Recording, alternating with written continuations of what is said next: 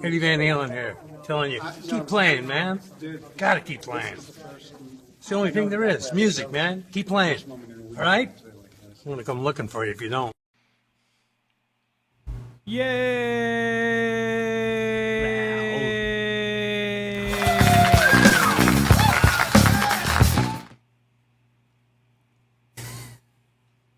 Just read CMBR's comment. Yeah.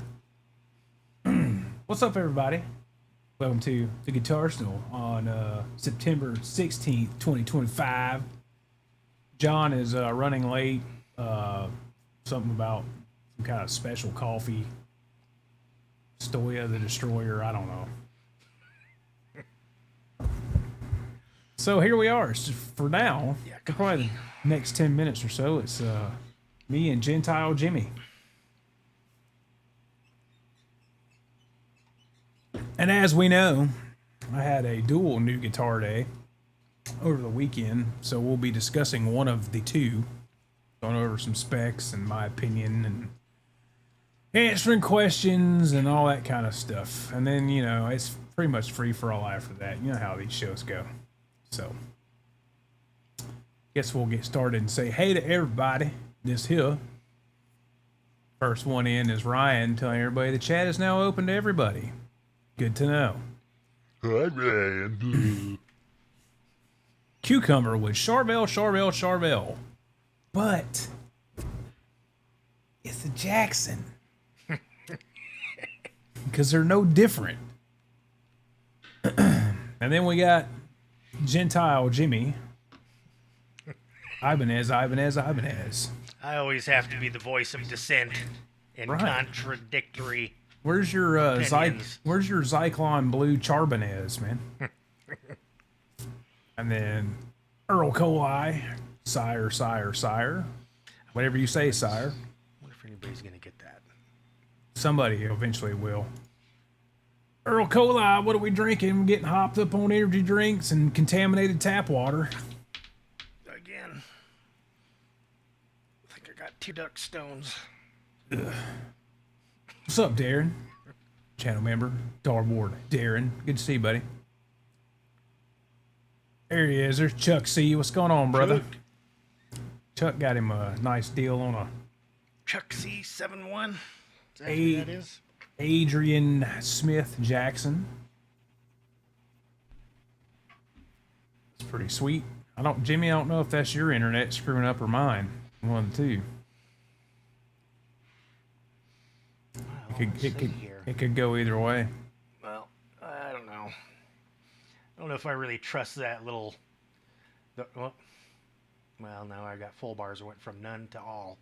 Yeah, I don't know. What's up, Stu Petty? Good to see you, brother. Whatever. Did anybody see the new EVH Iconic Series 15 watt EL34 head? Yes. Saw it a couple weeks ago. I think its official announcement's next Wednesday. Maybe? Yeah, I've seen that. A couple people already have them, been test them out. Hey. Whoa. Hey. Rob Blackmore official in the house. What's going on? There's Papa Blue. Oh, dear Lord, it's Quentin James. Dear Lord. Quentin, I'm going to request the next backing track you come play. Can you play E minor pentatonic over Dorian? Love you, buddy. There's my bro. Dave, you go get that damn guitar or what, man? I ain't looked at the tracking in the last 2 days. Let me know. I figure if you did, you'd let me know. Hopefully he called the post office so that they don't send it back. Am I on the correct stream? Yeah. Sure are. What's up, Blue? What's up, KXM Rock? What's going on, brah? There's Brian Peterson.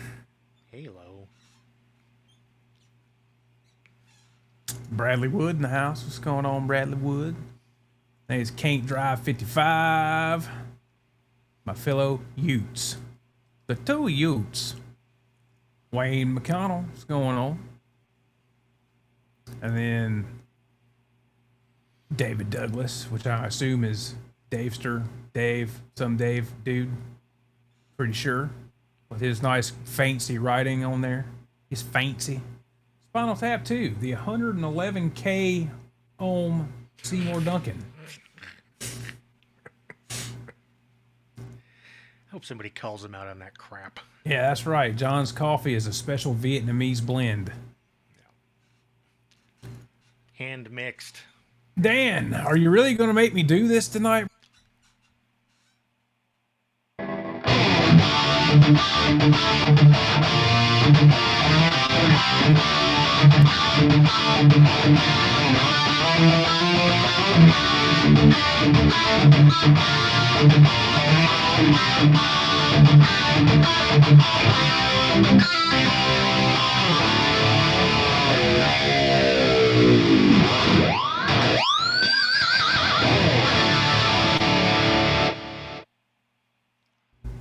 There you go, Dan. Good to see you, buddy.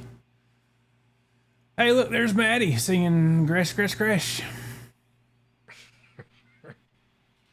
Quentin's got a Gretsch he'll sell you. There's Dorian Pa. What's up, bro? You tell me. What do you want me to tell you? Hey, Dory, how are you? Let me tell you something, brother. Thank you. Thank you for the congrats. Thank you. Scotty in the house says Jimmy was frozen, and then hey all. Just get a modeler and plug it into your computer. That's what I did. There's Way Up Dude. Whatever goes wrong, it's Way Up Dude's fault. Randy, thanks for the invite to Gay Guitar Players of YouTube. You're welcome. You're the one waving the flag. Do you even play, bro? I'm just kidding. I don't know. Good to see you, buddy. And who else is here? There he is. There's Bo. What's up, Bo? The owner of everything Guitar Man 45 Bo. Good to see you, bro. And there's everybody's favorite firefighter, Andy Carson. What's up, bro?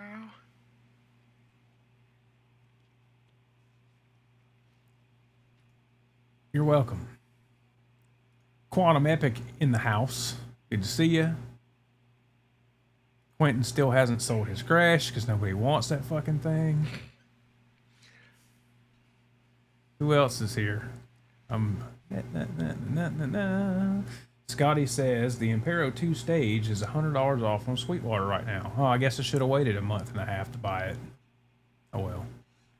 Or you can pick from the many ones that are, you know, good used ones that are $200, $300 less. Yeah. I just got a thing when it comes to buying shit like that I want new. So, I don't know. I've been impressed with this thing so far. It's really easy to build presets on, and once you get the right speaker cab, mics, IRs, whatever, I mean, You just got to put the time in. yeah, just got to spend the time with it. And, you know, I mean, we can harken back to where this, you know, almost a year ago when I bought the Tone Master Pro and spent 6.5 hours with it or whatever and couldn't get shit that was usable, and this was done in, you know, not much time. So, hey, there's John. Thanks for showing up, John. Sorry, guys. I was ordering me an Irish flat cap. That sounds like a really cheap whore. It's what they call down here. They call them a cocksucker cap, Is that what that is? I guess. Way Up Dude, I'm sorry that hurt you to the core. I don't believe you. I think Chat GPT wrote your response there. Yep. Jimmy has the Tone X and I have the Hot Tone. Tone, Hot One, whatever. Who else we got?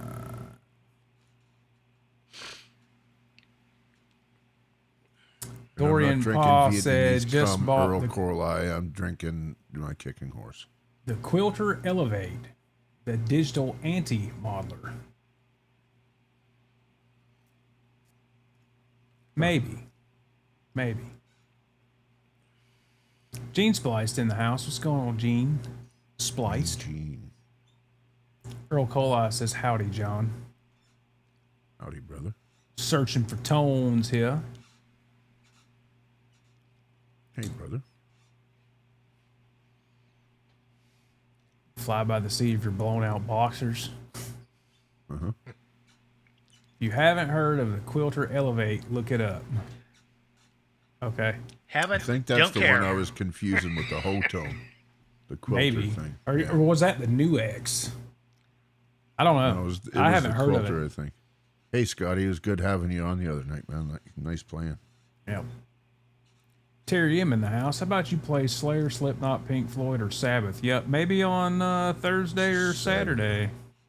I actually won't be on the show Saturday more than likely, so got some Personal business to take care of. pre-planned events. Yeah, Willie's new band is playing their first real show Saturday night, so I'm going to go there and support him. So maybe you jump on and live stream if it's good. Maybe. We'll see. See how it goes. That'd be cool. I think they're playing like an hour and 15 or something like that. It's mainly all originals. I think he said they've got enough originals to consume most of the time, and it's going to be like, he said 3 or 4 covers thrown in there. He must be excited. It's been a minute for him too, yeah? Yeah, it's been a little over a year. So, and he's playing, I mean, the bass player is the guy that actually owns the music store that I go to, John. He's a great dude, great guitar player too. Yep. And the drummer is also named John, who is a bass player. So I was like, Willie, how the fuck do you have a guitar player playing bass and a bass player playing drums? So, on the bass guitar. Exactly. On the bass synthesizer. Quentin says Cameron Cooper did a killer video on the Tonex EVH tones. He did now. Oh, really? He looked at the Elevate yet. What is that? Sorry, go ahead, man. The Quilter Elevate thing Dogpaw's talking about. We'll No look it doubt up in you're a one of minute. the best guitarists I've heard, technique and style. I don't know who you're talking about, but Oh, he's probably talking about Quentin, Quentin. your mother's a whore, Trebek. That's right, Darren. Mothers are getting better every day. a whore, Trebek. Scotty says he played like shit. He watched the playback. I feel the same way after every playback that I watch. Well, I don't even know why you're feeling bad about it, Scotty. Because all that's the about trick having on fun, here man. is just play and not give a crap. Have fun, man. That's all what it's about. Yep. I mean, did you see how bad I failed on What's up, Quentin's Mark? channel? Oh, that was a disaster Sunday. F sharp minor. What's up, Mark Spurgeon? Good to see you. Oh man, I'm getting behind in this chat here. I was I think thinking we're of about jumping caught up. on Sunday, but I fell asleep. It was over when I woke up.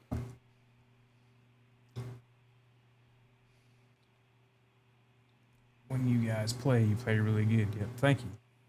You play real good, motherfucker. I give it that old college dropout try. I didn't even go to college.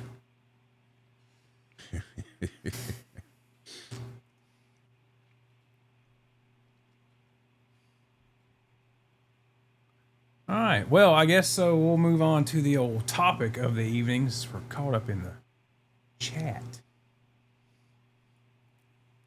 Somebody else started the gay thing. I just took it too far. No, you didn't. No, you didn't.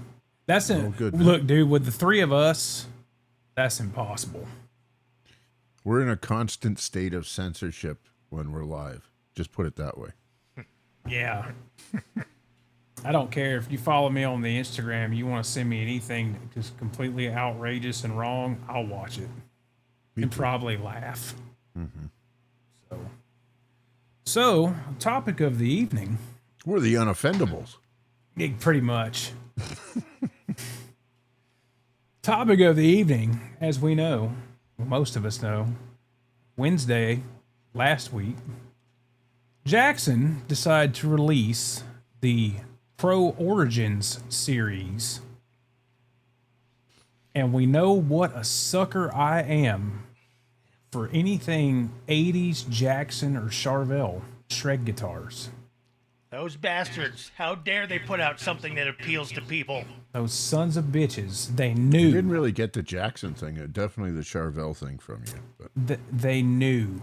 yeah, Well, when you're talking mid 80s, yeah. it's one and the same. I mean, Charvel at that point had been moved because Grover sold the company, and Charvel at that point, their manufacturing was mainly, all their production series were made in Japan, the model series.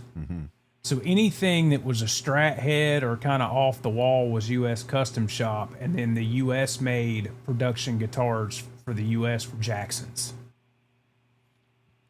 They're all made, any of them made in the U.S. were made in the same, they were made in Ontario, California.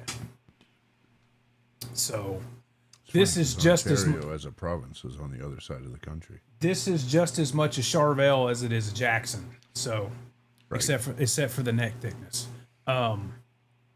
It's a wafer thin. Right, Blue Mox. They built that just for me. So yeah, they released these and they come in a few different colors and configurations, but I'm a sucker for off-white vanilla shake, as they call it, and a nice maple board. So I You had to got have the color it. right on that. Yeah, the color, it doesn't come across as well on the screen, but I mean, it's like the perfect vanilla shake color. But yeah, I mean, I floated because I had just sold Dave that SoCal and bought the San Dimas like 4 days before these were released. So I was just kind of like mulling it around. I was like, well, so much for breaking even on selling a guitar to buy one. Then they dropped these and I had to have it. So I mulled it over for I think like 8 hours and just said, fuck it, pulled the trigger. Showed Not up. terribly high-end expensive, though. Right? No, these, the one humbucker versions are $11.50 US dollars. They've got the, they call it, I'll pull it up Yeah, in okay. Yeah. split screen. We go over specs and all that stuff. They've got a few different color options and configurations, and they go from $11.50 to, I think the black and white, they call it two-face. I call it yin-yang. I think it's like $1,400.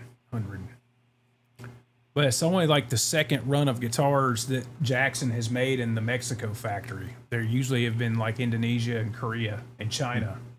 So, yeah.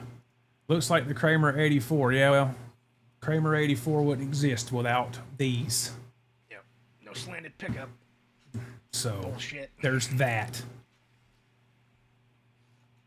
As a matter of fact, yes, they are jumbos.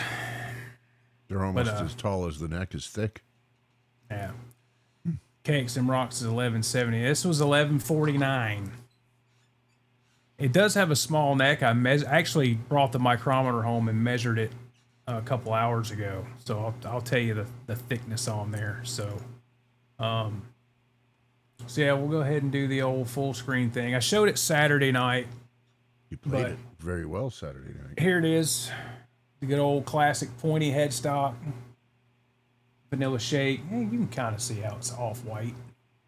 Yeah, there you go. That Totally, What, yeah. what you see there, that's the color of this thing. Cream. Without the lights. Yeah, it's a little bit lighter than a normal cream color, but yeah. And then the back, the back plate came off immediately. I don't put those fucking things on guitars because I'm always tweaking. So yeah. No big gotta- brass block yet? It's in the other room. It's getting its the mods are getting done this weekend. Because I don't leave shit stock. Rear mount lock nut. Some hate it, some love it. You can see the scarf joint there, which is typical on the old Jacksons. So big blocky heel that some people hate. I kind of feel awkward playing a bolt-on Strat guitar that does not have a big blocky heel. So yeah. Truss is where? What? Where's the truss rod adjustment? Oh, the truss rod adjustment's at the headstock under the cover, Or it should be. Yeah. where it should be. Yeah, they had a lot of people bitch about they don't like the way the truss rod wheel looks down here.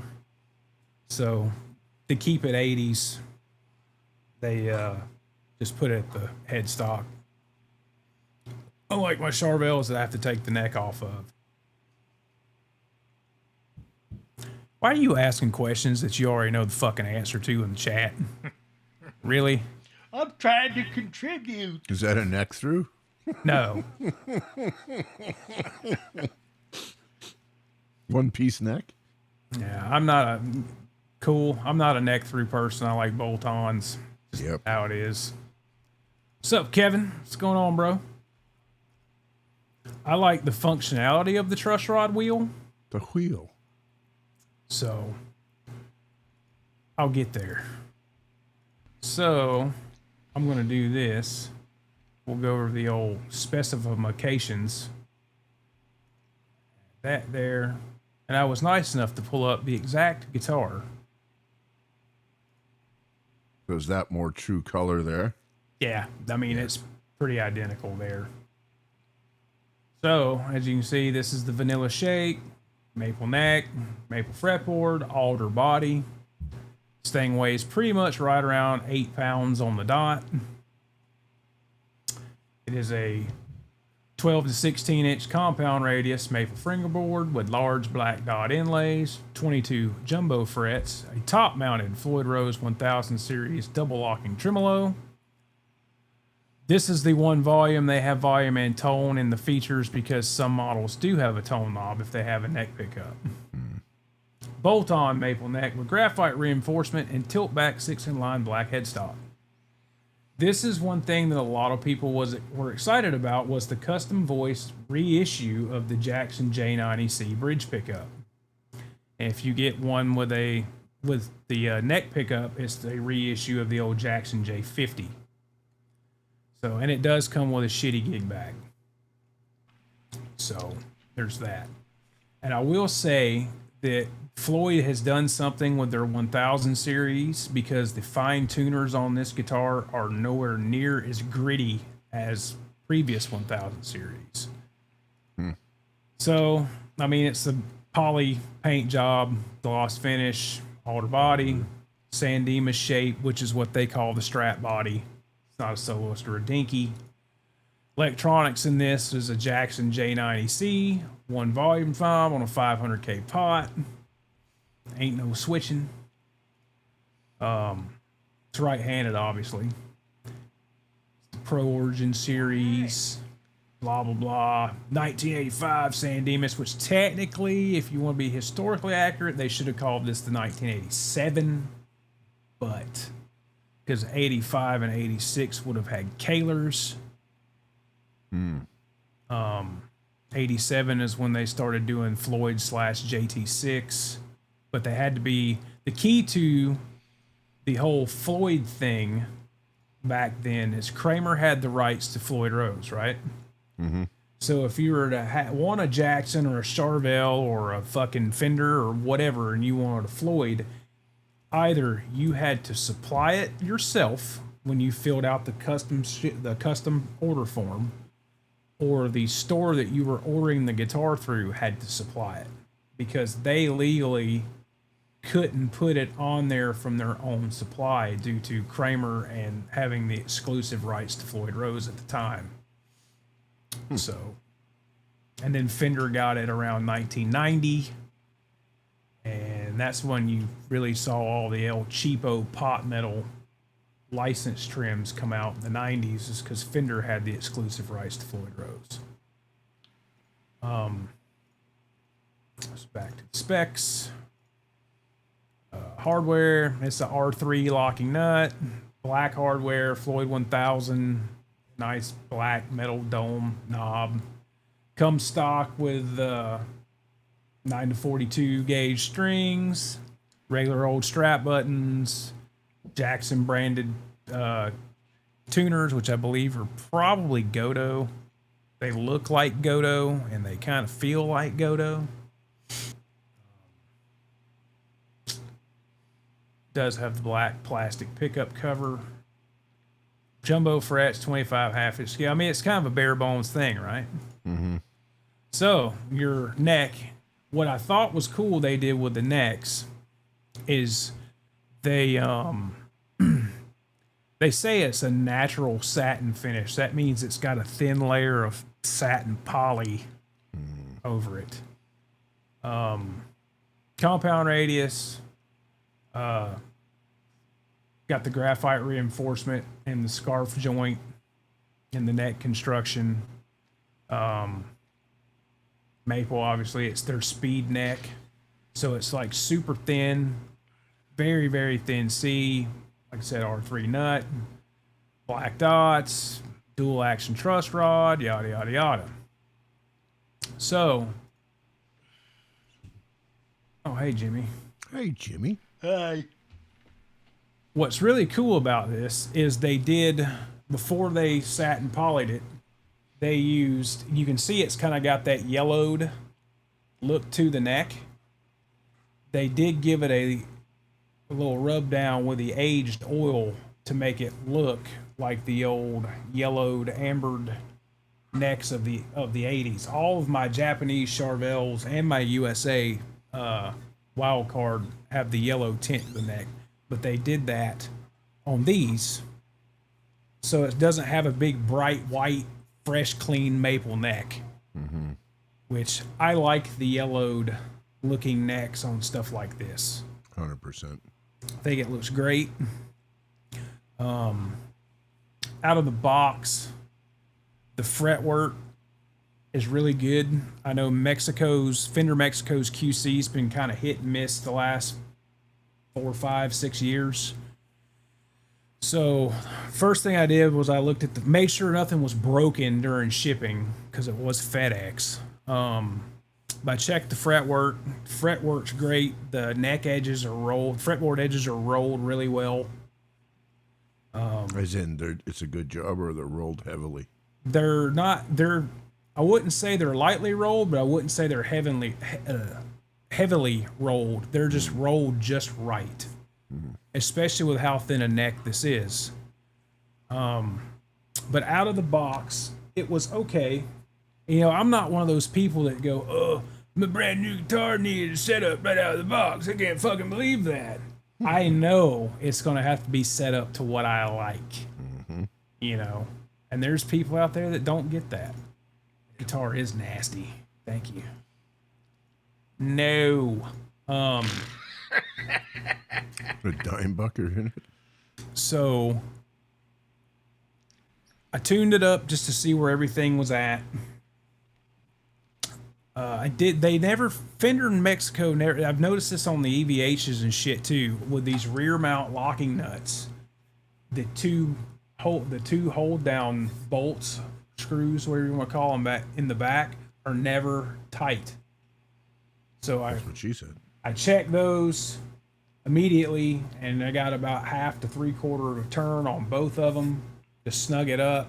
You don't want to tighten the shit out of them because you'll crack the damn neck, especially a neck like this that's this thin with a scarf joint and shit. Just kind of went over the fit and finish, made sure none of the tuners were loose or any of that. Got it tuned up, checked the float on the bridge. It was a little wonky. It was leaned back. So It's recessed? no, it's top mount. Okay. It still floats though. Right. There's your misconception that people argue about. Top mount Floyds can float. So it is floating.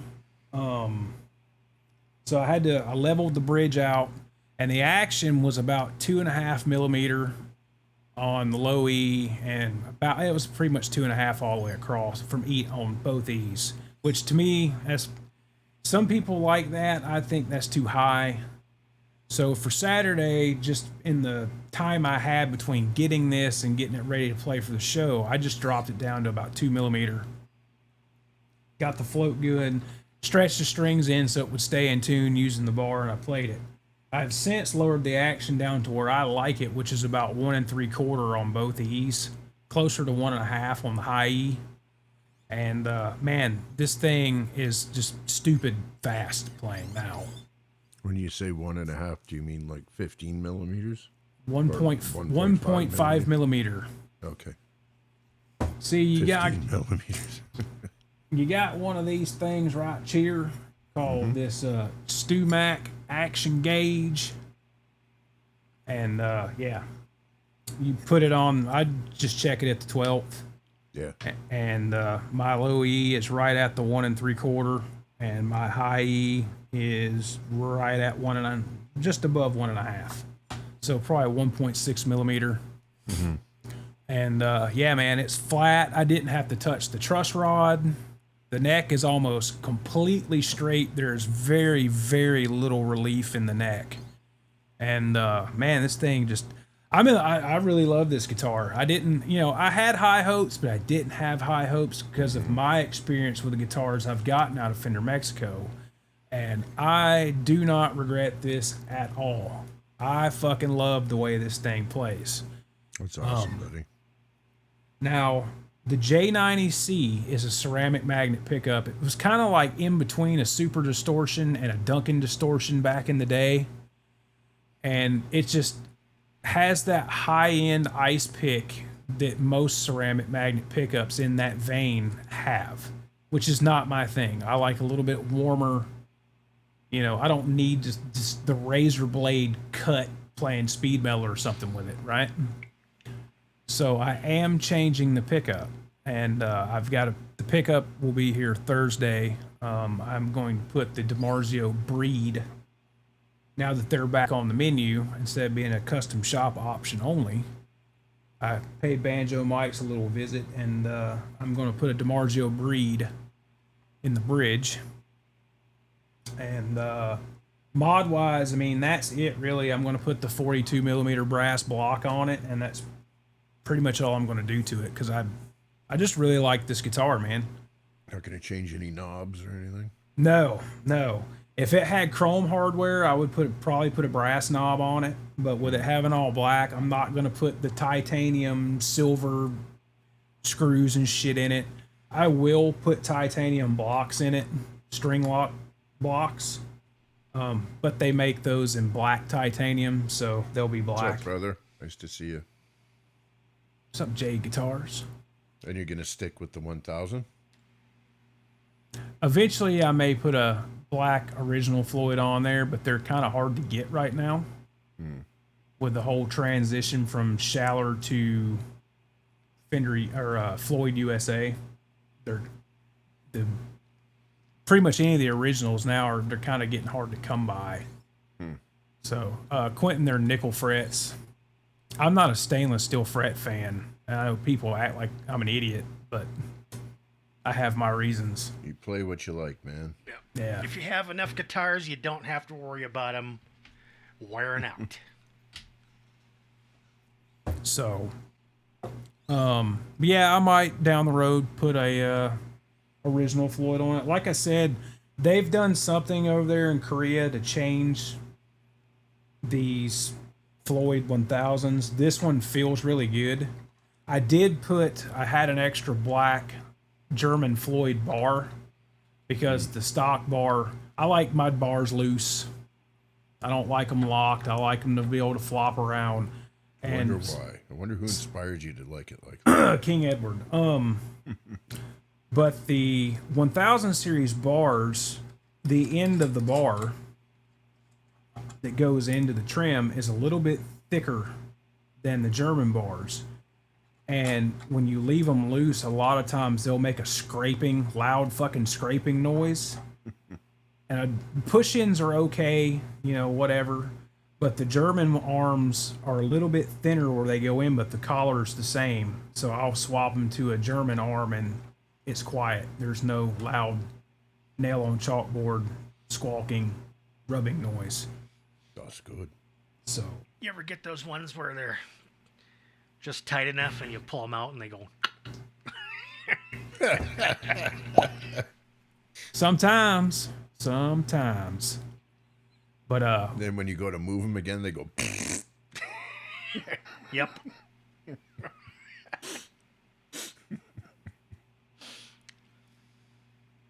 So I measured the neck thickness at the 1st and the 12th, the old micrometer, and it ended up making me measure all my necks that I have here. And this is by far the thinnest. This one clocked in at 0.750 at the 1st fret, and I believe it was 0.810 at the 12th. 10 is what you said, yeah. I've got it written down over here on my notepad. And then I ended up measuring my other necks just to kind of see where everything kind of landed. And some of them kind of were like, huh, really? But yeah. So this particular neck measured at 7.750 at the 1st fret and then 0.810 at the 12th. This is by far the thinnest neck that I own. Mm-hmm. So, but it's fast and it's real easy for sling my thumb over. Doesn't hurt your hand or anything like that? It actually doesn't. That's awesome. Yeah. Now, with the neck being this thin, it does in some ways force me to bring the thumb to the back of the neck, which I'm usually a thumb over player, but the way that this back of this neck is shaped, I mean, it's barely a C. It's like you've got a little bit of shoulders and then it's flat. So more of a speed bump than anything. Right. So it's not that bad having to plant your thumb on the back of the neck. And when I don't do it, where my thumb's straight up anyway, it's kind of kicked out to the side. But yeah, I mean, this thing plays great. So with the breed, you want to talk about that a little bit and what that pickup is and what the EQ curve is on it? Sure. And it's R2's fault I even bought the shit because he sent it to me about 20 minutes before I actually would have seen it. Yeah, thanks a lot, R2. Thanks, Al. Love you, buddy. Thank you, Robbie. I'm just trying to see what I've missed in the chat because I've been running my mouth. I'm like 50 behind. I highlighted some stuff as you were going, but okay, cool. Scott says, "Damn, that's thin." Yeah. So when it comes to pickups. Sammy asked a question about Floyd. They're no longer being made in Germany. No, they cut their ties with Schaller in 2023. Yeah, 2023, I believe. 22 or 23. That's when there was like a year and a half or so of them where the made in Germany stamp was gone off the bottom of the base plate.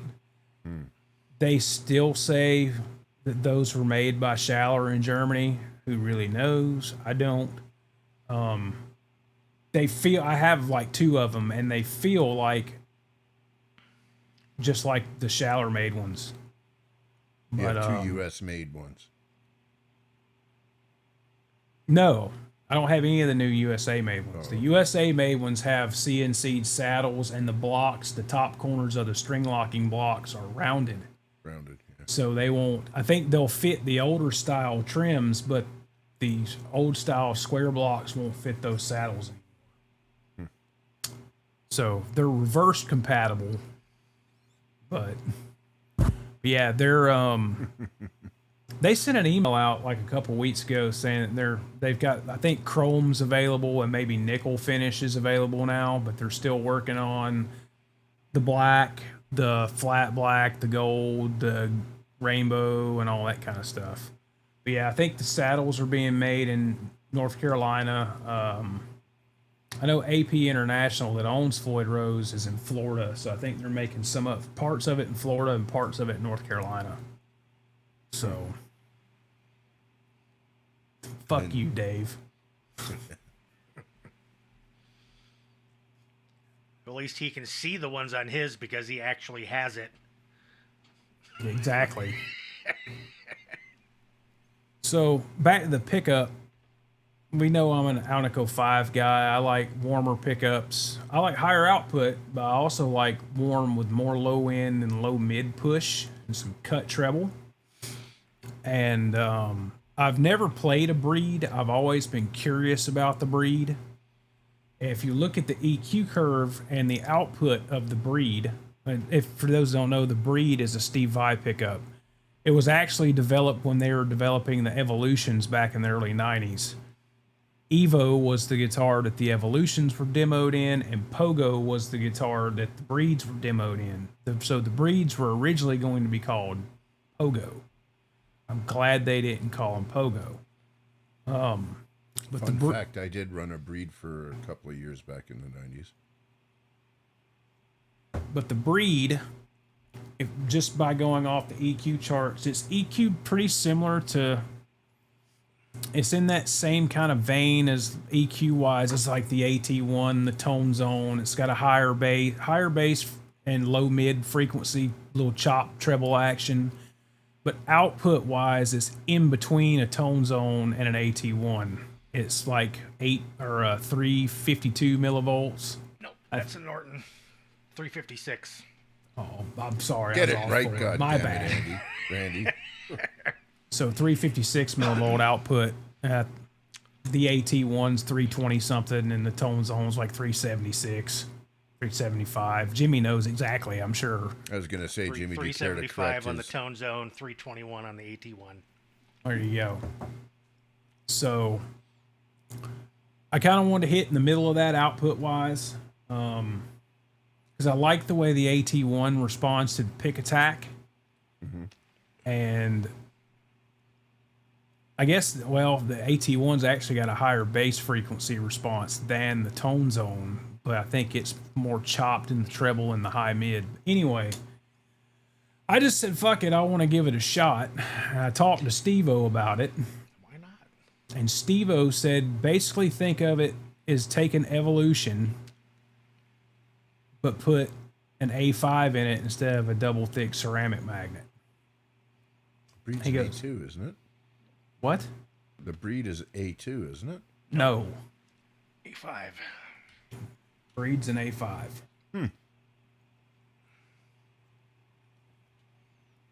So when you put the A5 in there, it kind of gets rid of that ceramic spikiness. You know. So got a good deal on one from Banjo Mike's, except for the one that has the black screws. The black hex screws was like way too much money that I wanted to pay for a pickup. So I went black with the chrome Allen It screws. was over $60. $60 or like it was like 90.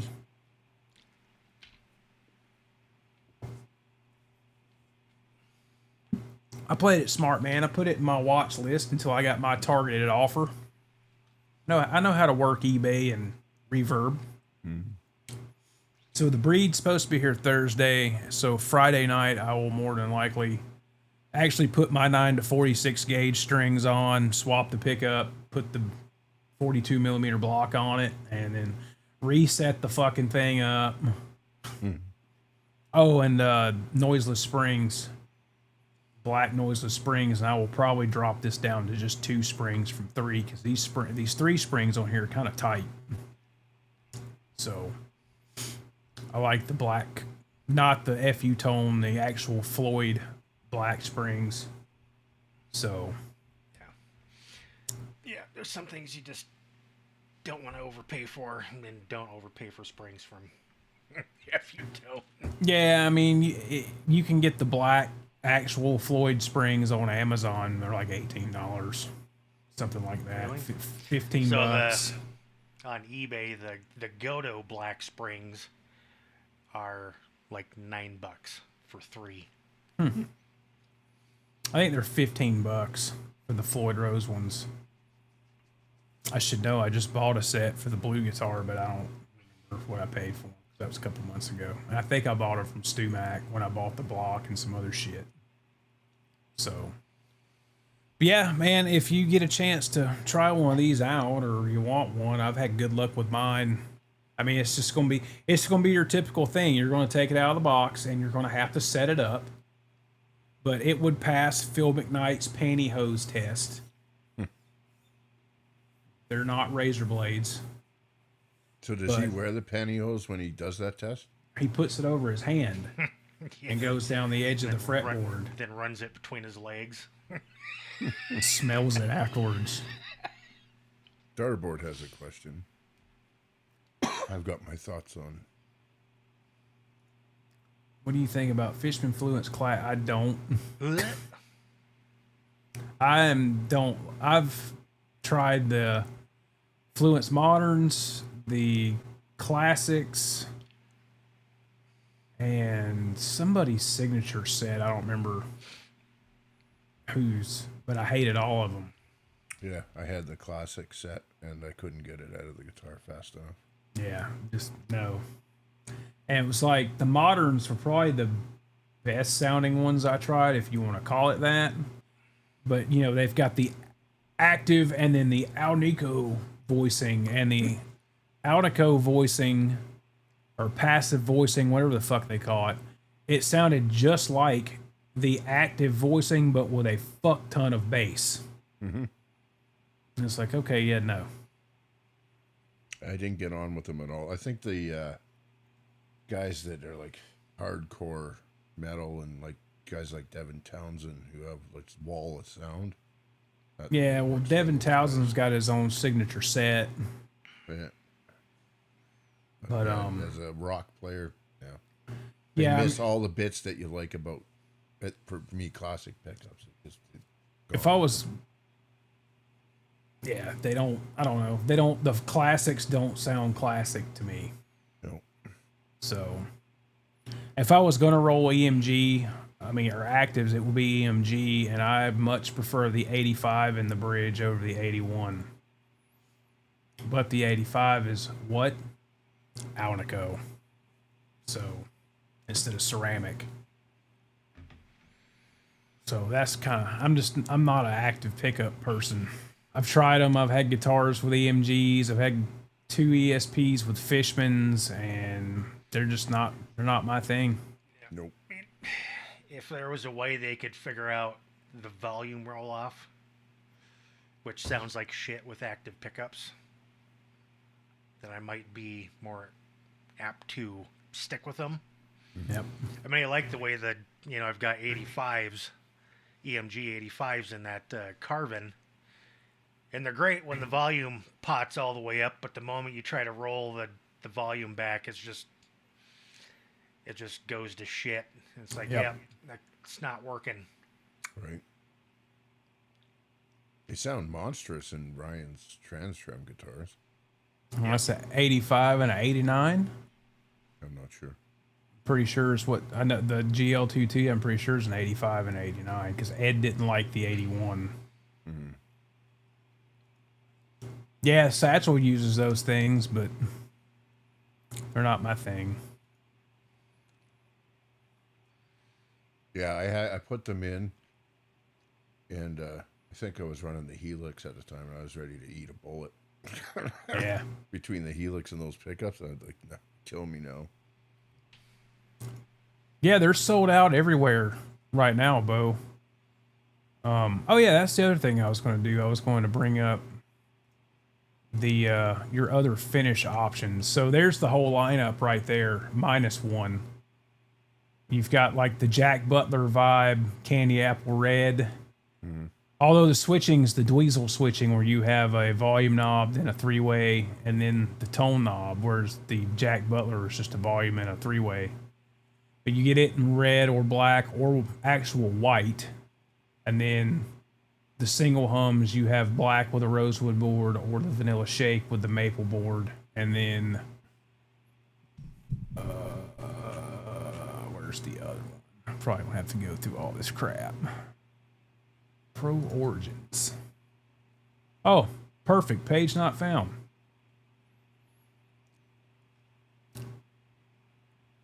This one. This was the one that I think Al sent. This is what they're calling Two-Face. Which I think I would rock that. I do like the offset with the white pickup on the black paint and the black pickup in the white. I think that's kind of cool. But this is the most expensive, and I think what they're going to do is this is going to be this is like the limited run of them right here in this finish. And then they'll, you know, maybe after January or whatever, they're going to drop another custom paint finish. Kind of give it that. I really hope it's one that I don't like, so I don't have to fucking buy it. But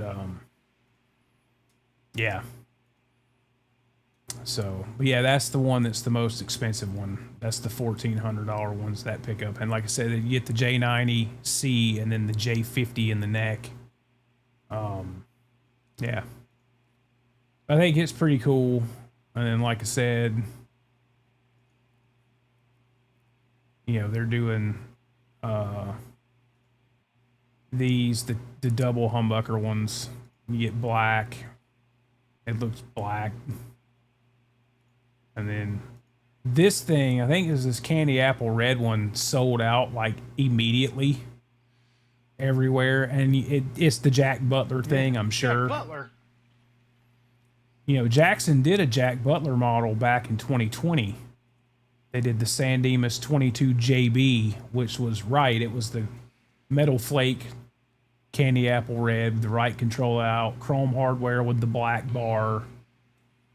I think it had a super distortion in it. Didn't have that square end on the neck. So. What do you mean? Squared fretboard heel? Yeah. Yeah, it did. Rounded. I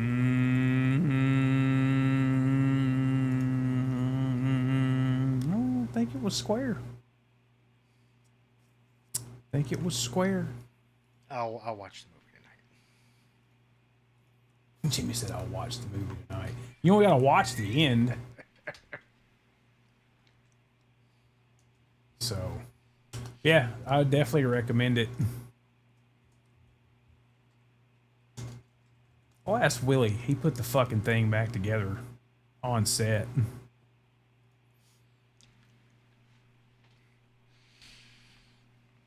Do you mean Air Norton's, Scotty? Because they don't make a Norton single or rail with an X2N. Scotty needs all the output.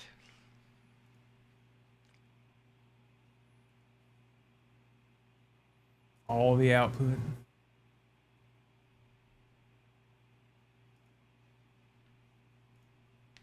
I don't know, Jimmy. That looks pretty fucking squared to me, brah.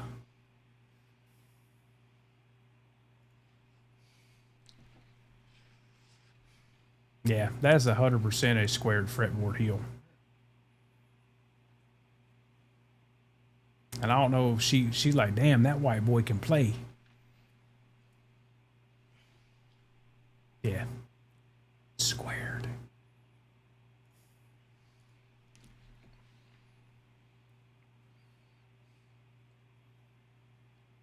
Sorry I blew up, Randy.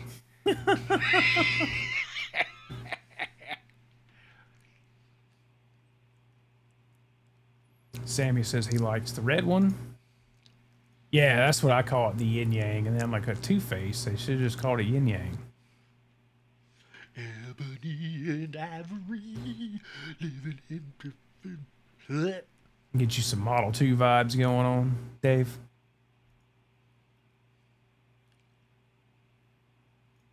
Yes, Todd, they're made in Mexico. I think this is the second series, Pro Series, that they've done in Mexico. I think they did one of the Pro Series of Dinkies in Mexico last year. And now they're doing these in Mexico.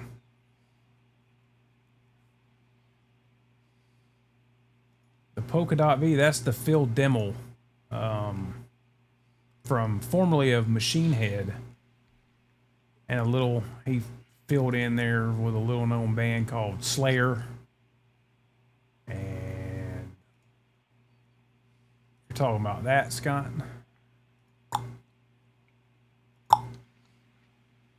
Those sound effects are free of charge. Just call Music Zoo, Scott. You can get the black one or the yellow one with the pink or the black polka dots, the pink one with the black polka dots.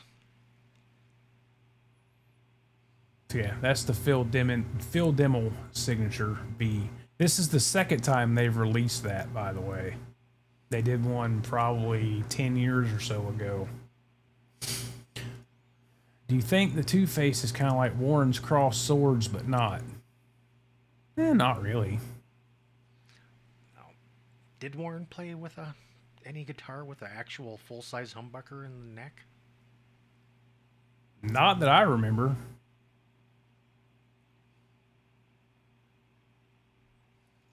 If I had to pick a model, another model outside of Vanilla Shake, you just got Candle Apple Red. Yes, I'm not a red guitar person. It does have a cover. What you talking about, Willis? It's got a cover. Bam.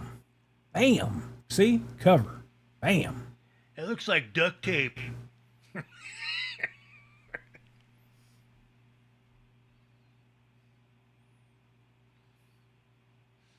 Just buy a reverse V, Scotty. We know you love them secretly.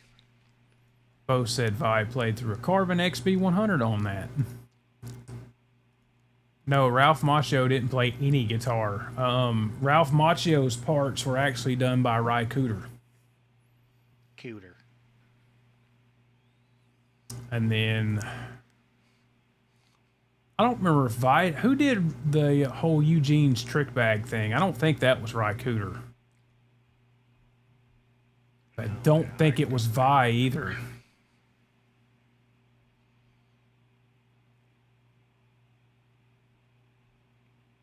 See, now I gotta know. Now I gots to know.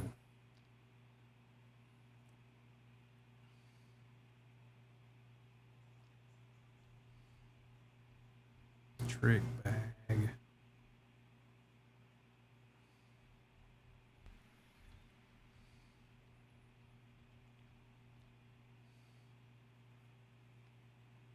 That was Vi.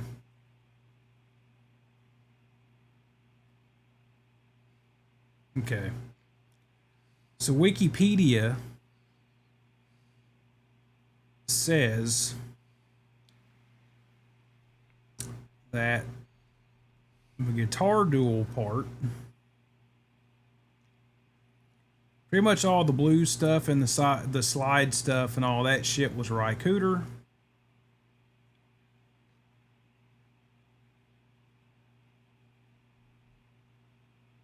And the Eugene's Trick Bag, which featured the Caprice number 5 from Paganini, that was Steve Vai.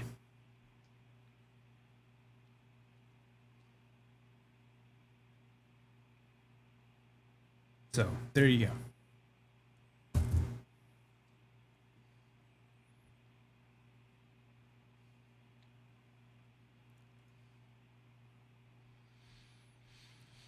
I didn't know you were an encyclopedia on this stuff.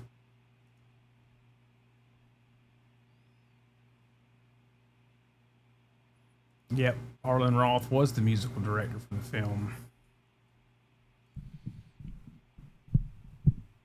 You probably played the skin flute with that black cow.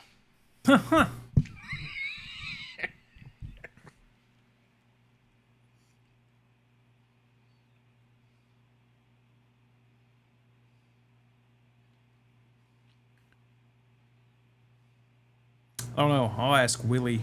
Willie was there. For what? The Crossroads. So the Jack Butler guitar, Willie assembled it. Oh, he did? Yes. And reassembled it. And then reassembled it, and then got the glue out and reassembled it, and then got the glue out again and reassembled it. There was supposedly, he said he can't really remember if it was 5 or 6 takes where Vi drops the guitar.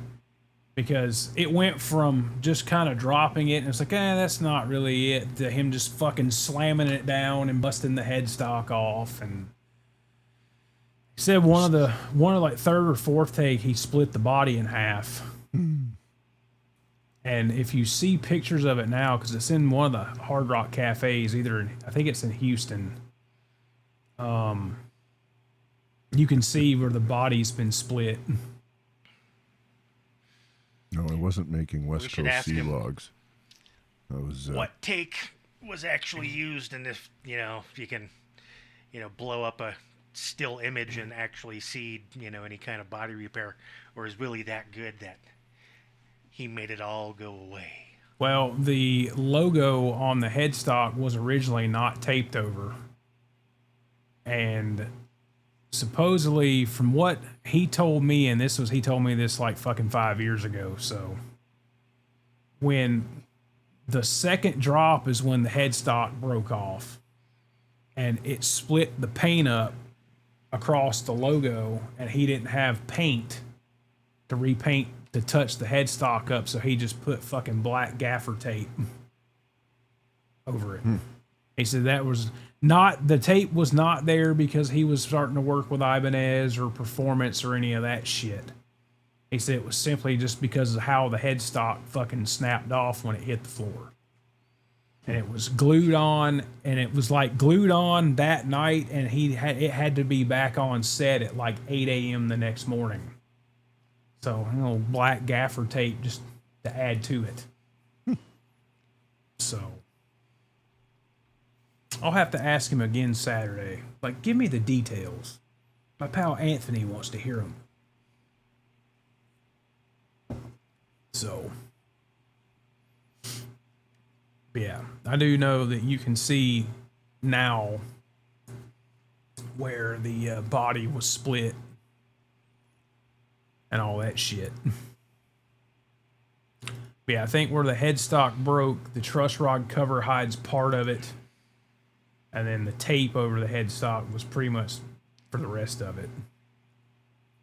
But it wasn't, he was starting to work with Ibanez and all that shit yet. That wasn't happening yet.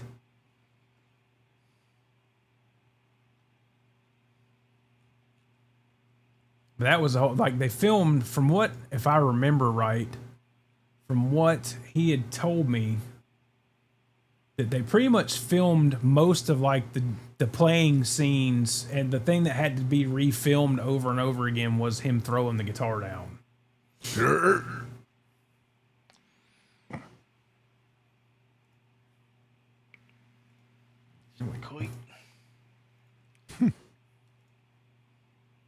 How well this is going to come up. That's the guitar now. You can see the line there where the body was split, and here you see the reapplied Jackson logo where the tape was on it.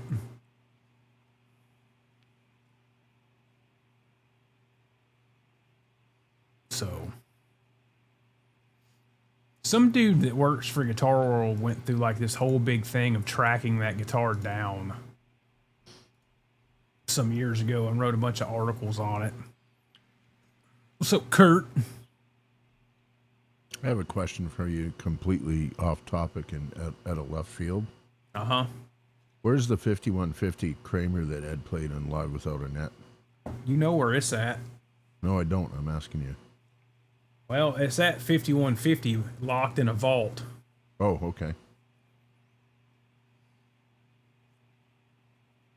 Huh. There's, it used to be hanging out on the wall in the control room.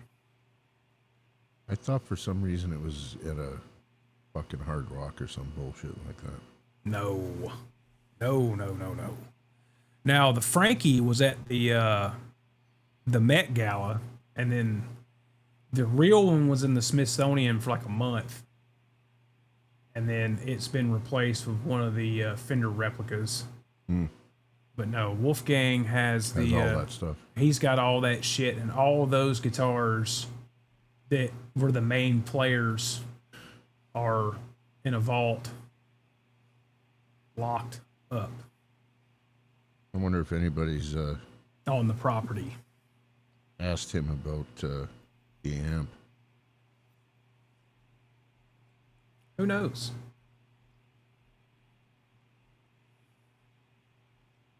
Martin McFly's ES335 is still in 1955. It's just in a different time continuum.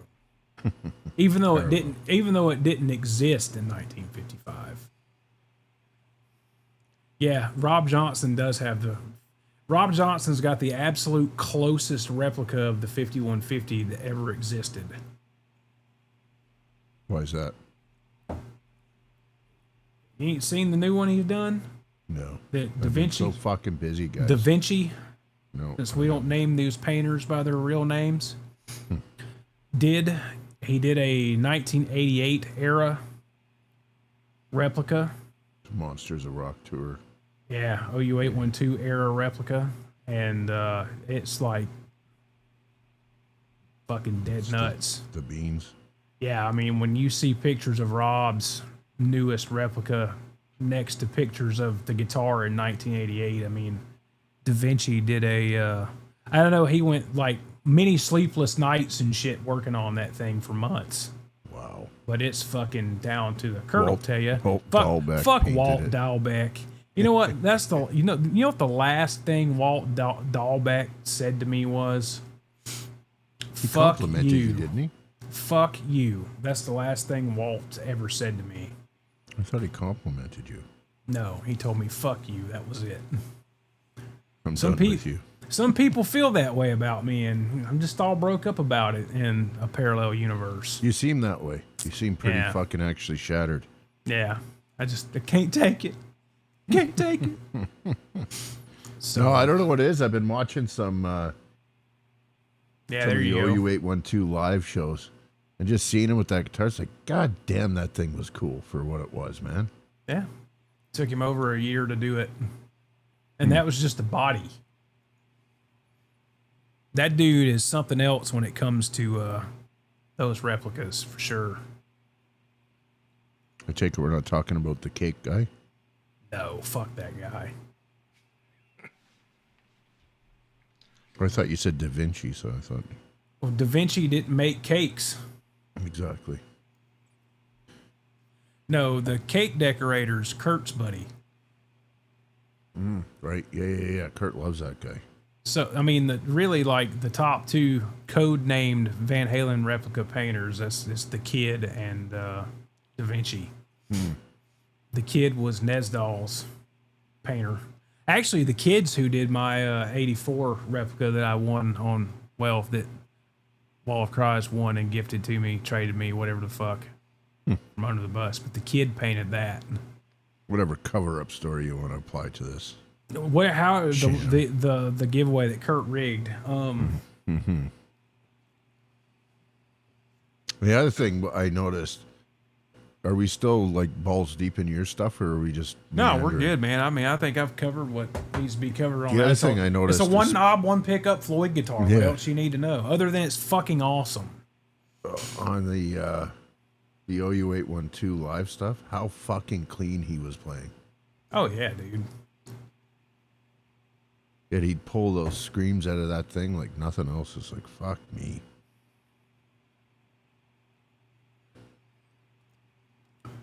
Dartboard says, Jimmy, to answer your question about Warren with a neck humbucker, there's an old photo of Warren playing a black Les Paul that he believes had Bill Lawrence pickups in it. Heard those are real good too. That's the pickup of Nuno and Dimebag Darrell's choice. Is it? Yep. Quentin wants everybody to know that he has seen Wall of Cry's buttocks. I've seen Quentin's buttocks, unfortunately. I have too, after all Dave texted it to me. And I'm pretty sure I saw the backside of his ball sack. So Yep. there's Like that. two taters and pantyhose. We're gonna send that to the to Right the on, next, bro. To the producer of Faces of Death. Kevin Brava's got a ESP E2 M1 arriving tomorrow. Yep, tomorrow. That's awesome, What mate. is that? Is it the flat white or the flat black or the flat red, or is it...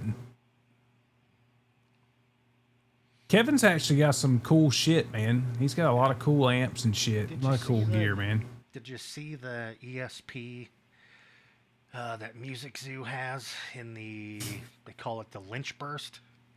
Yeah.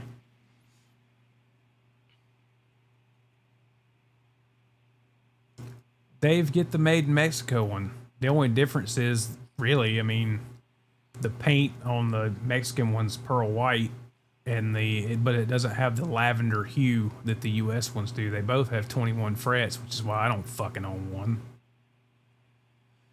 All Dave has the Bill Lawrence 500 XL humbucker is fantastic.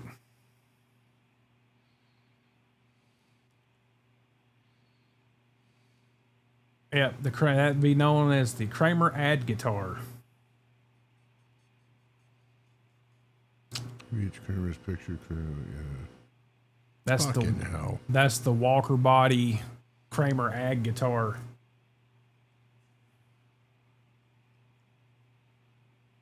All the ones that mattered, fucking Wolfie has. yeah.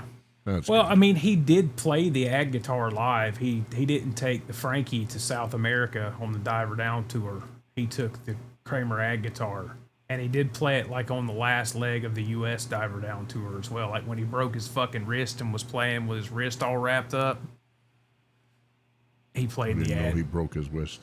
He did. Apparently, the story is him and Alex got in a fight in a hotel room, and Alex like hurled him into the wall, and he fucking fractured his wrist. And he played like the last the last like 6 shows of the tour with a fucking fractured left wrist. Ugh. And still played better than any of us ever could. Mm-hmm. Yep.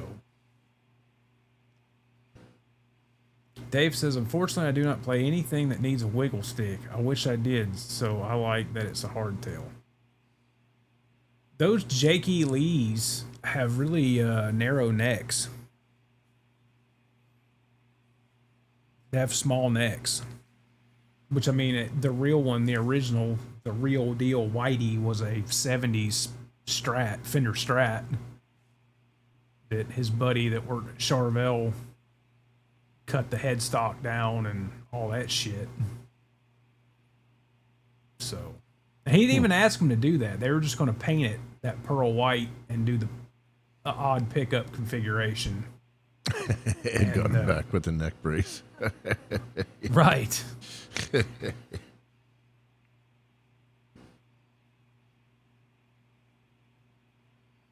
I don't know. When he put that fucking neck brace on, that's some of the best drumming he's ever done in his entire life. So, Yeah, you know, they didn't get along on that Balance tour, man, but they were tight as fuck and played really Jesus. well on that tour. yep. Oh, shit. Got Sarah in the house. What up, Sarah? Good evening, Sarah. How are you? So,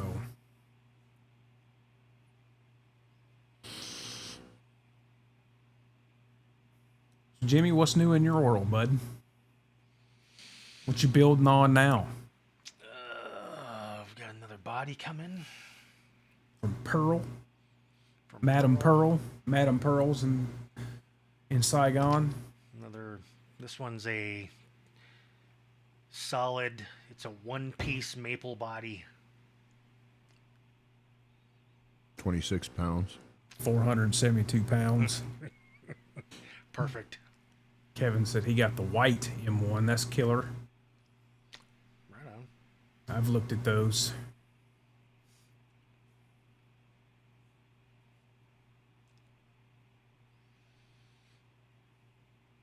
Who's this Dave?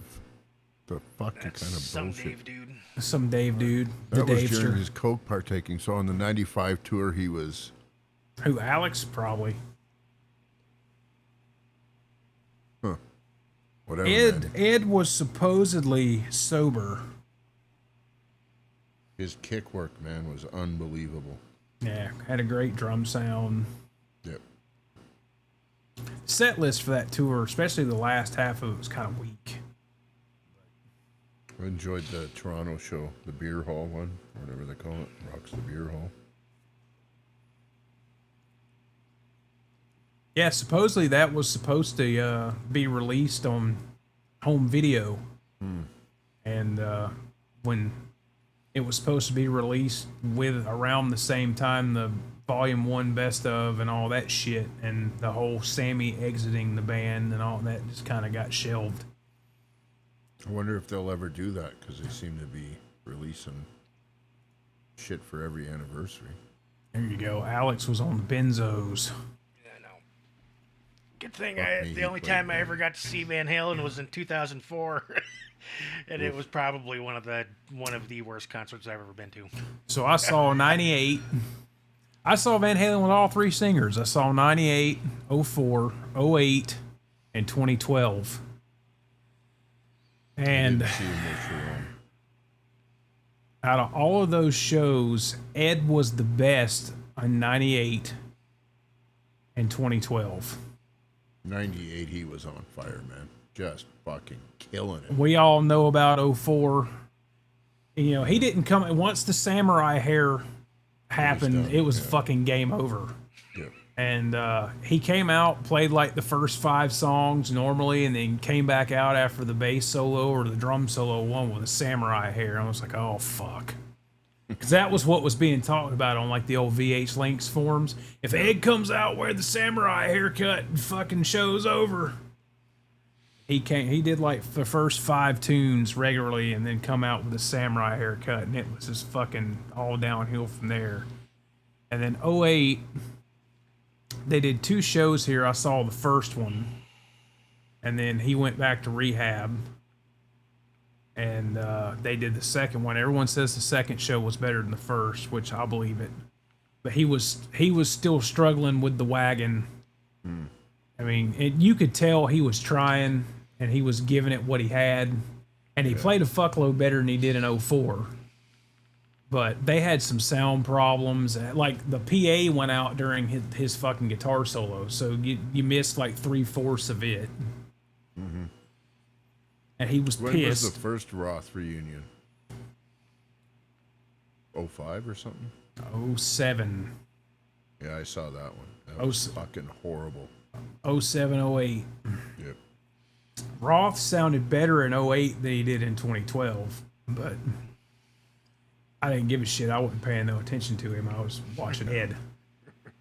You know, when I saw that show, it was like a, well, I guess it was what it was. It was a nostalgia act, right? Yeah. It thoroughly, I was fucking sad. It was like, fuck, it is over. I saw him in 2012, and they were actually sub David Lee Roth. The 3 Van Halens were they were fucking on point. Yeah. And I didn't see 2015 because they didn't do a headline show, like a regular headline tour show here. They played the festival we have called Music Midtown. Right. And it's a 3-day festival, and it's all kinds of artists. It's not just rock. It's rock, rap, pop, bubblegum bullshit, country, you know, whatever, indie. And Van Halen headlined it on that Sunday night. And I did not want to pay even like a 1-day pass to Music Midtown. Was like fucking ridiculously expensive. Right. Knowing what I know now, that would have been the last time, I definitely would have went to Charlotte or, you know, Nashville or somewhere like that, a neighboring state. But I was kind of like, oh, well, fuck, they're going to play Music Midtown. Maybe they'll schedule a headline date here later, and it never happened, so. Kurt's got his numbers, I think, here for us. 95. So you picked up where I stopped. I didn't see the Balance tour, but I saw what was before Balance. Fuck, I saw that one. Before that, I saw Monsters of Rock in Seattle, and then I saw 5150, and then I saw the one with the first reunion with Roth. Kurt probably remembers how Alex fucked his neck up. It was like water skiing or jet skiing or something. He herniated like 3 fucking discs in his neck. He says water skiing in I thought it was 1990, and then he aggravated it again somewhere towards the end of the Right Here, Right Now tour. Kevin Bravo says July 5th, 1984. It was insane. Wow. Yeah, that would have been something, Bet. man. That would have been something.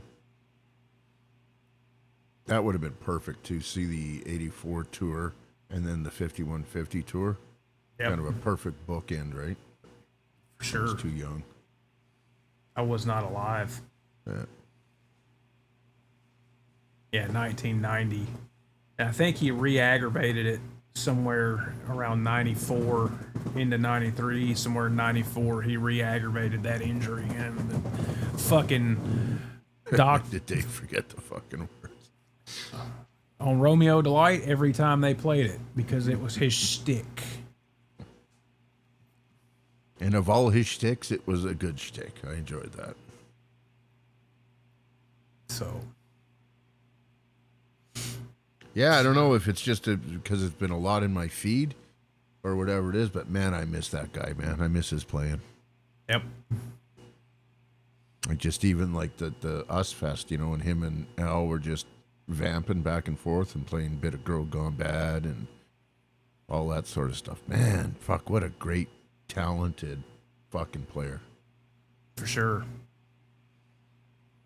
No, he's always has been and always will be my number one player. So Right, he's on my Mount Rushmore, that's for sure.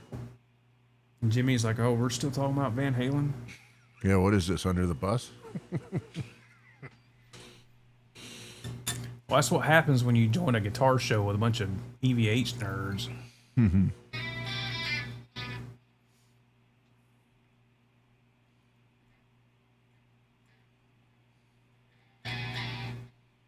I'm with Jimmy. Yeah, Scotty Yeah. doesn't care for him either.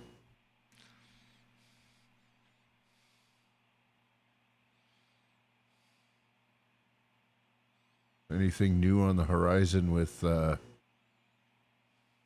rigs for you or Randy, Jim?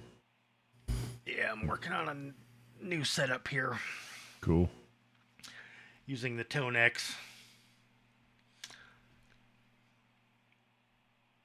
So we'll we may hear it Thursday, probably Saturday more than likely. And then, I don't know, we'll see. Changing a bunch of stuff up. Basically, it's really not, I don't know, it's not really tone chasing. It's just seeing what the capabilities are in the manner that I'm using it. That makes sense. Through a roadcaster that could possibly translate with, with other outboard gear. Mm-hmm. So it's been interesting. Well, it's kind of you've never been into the modeling world, really, have you? No. Prior to this. Yeah, and the cool thing I like about both of you guys is you didn't fall into that option paralysis bullshit. Yeah. Kind of dialed in a bunch of stuff that you like, and I'm looking at wahs. The switch on my Petrucci wah's fucked. doesn't that thing have a wah in it, Randy? Yeah, it's actually got the Petrucci wah in it. I would just have to buy the expression pedal to hook to it. I think once you do that, man, you're done with wahs. This one here I got the Dunlop Volume X thing. Fantastic. Love it.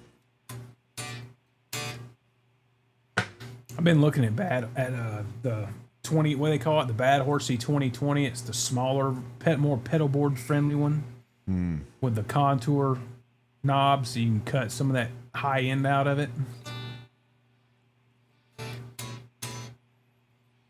Question Scott. for Jimmy. Yep. So I've done it in two different capacities. I've turned the cabinet off and ran it into my PV Classic 120. And Effects into, return? Nope. No, it's just my tube power amp. Oh, right. Yeah, sorry. And then into the Albion cab with the WGS Retro 30 and British Lead 80s, and then my other 4x12 with, I think that one That one's got Swamp Things in it, a quad of Swamp Things. And then that one on the bottom has Eminence V16, Eminence Legend V16s. And then the PV Wiggy has Celestian, classic lead 80s, and sounded good through all of them. And then I ran it into a solid state power amp and ran it through my big tower speakers. So And Chris, it sounded good. Nice to see you, Chris. Van Halen, Darboard thought it was an automobile.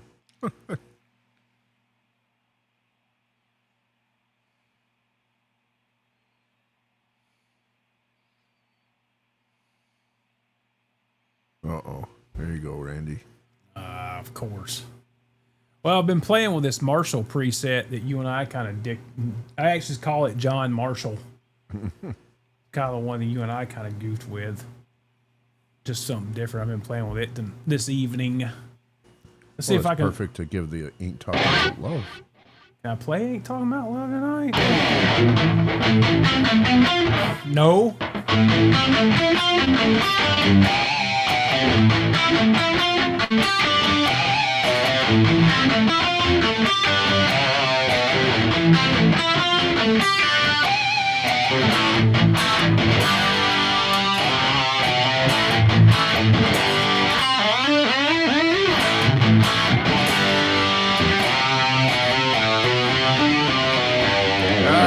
I was just going to say, I love when he did that in Live Without a Net. Anytime we covered it, I always put that in there. Always. Were you playing? I said, fucking shut up. Don't even ask, guys. Just go with it.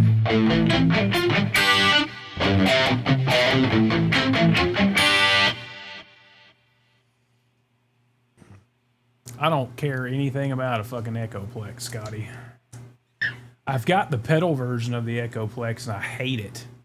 I've got the carbon copy pedal too and I fucking hate it too. Is it true that Ed used Celestion 75-watt speakers on the Carnal Knowledge album? That's the rumor. Like the GT75s that they put in all the Marshall cabs? That's the rumor. Really, eh? I think Dave Friedman Yeah. brought that cabinet down when he worked for Andy Brower. Right. Ed had specifically requested a cab with those speakers in it, and Dave brought it to the studio for him while they were recording that. You know, we used to rehearse. Fistcuffer? Hey, buddy. We used to rehearse in a professional rehearsal studio in Vancouver here, and that's where all the touring acts would go for doing sound production, that kind of thing. And they had fucking probably 100 412 cabs there. And over the years, I narrowed it down. There was one with GT75s, and it sounded phenomenal. Phenomenal. And then when the band broke up, I brought my GT75 loaded cab from home, and I took that one home with me.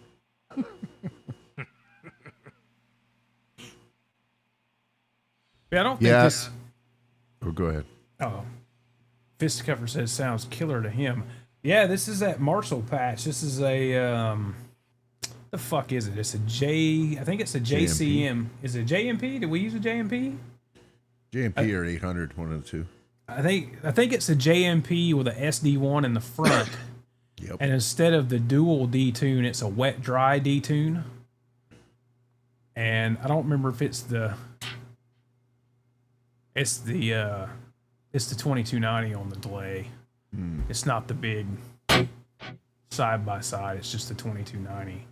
Yeah, this is a wet dry instead of the dual detune on this.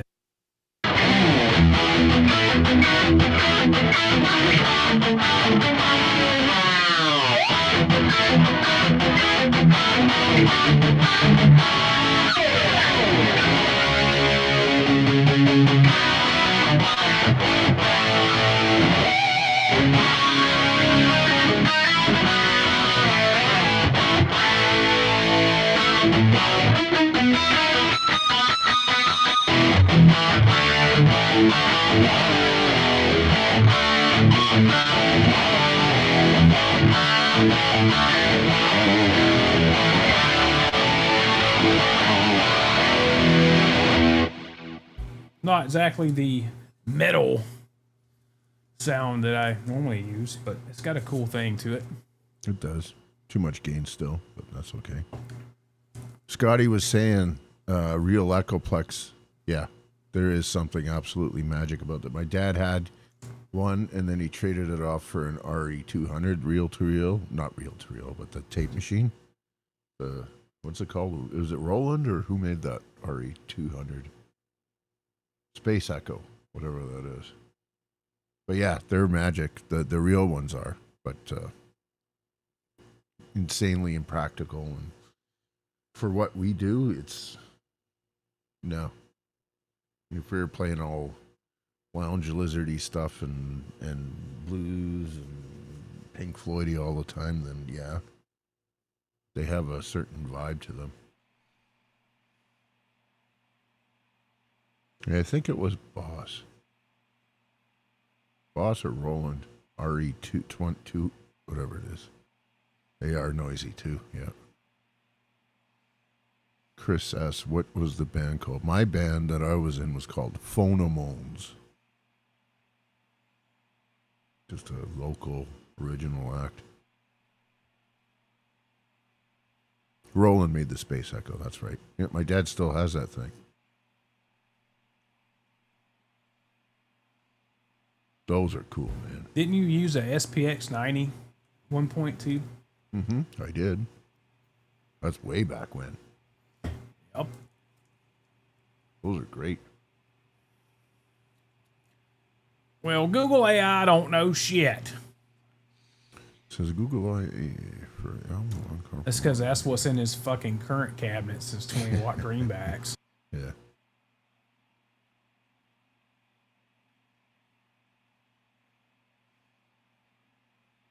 I can't imagine 20-watt. Could they fold up so easy? That's why it was always advised that you run them in a 412. Well,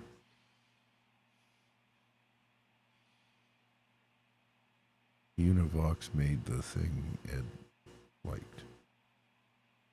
What are you talking about, Scotty? Univox.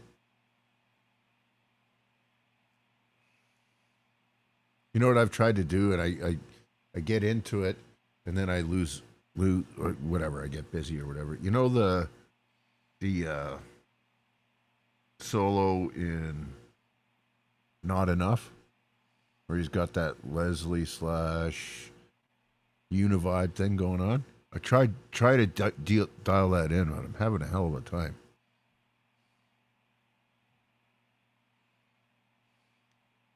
That's a cool tone. Sammy, yeah, that's pretty much the reason why. And I think that's what Dave said. Because he had just gotten those two Soldanos and the greenbacks couldn't handle the gain. The gobs of gains. It was something like that. I think it was more of they couldn't handle all the fucking low end. Those Soldanos are pretty bassy. Oh, my dad had one of those when I was a kid, Scotty. It had like little, 8-track things that you shove in them. Yeah, I remember that. My dad's rig back then was one of those sitting on top of his basement.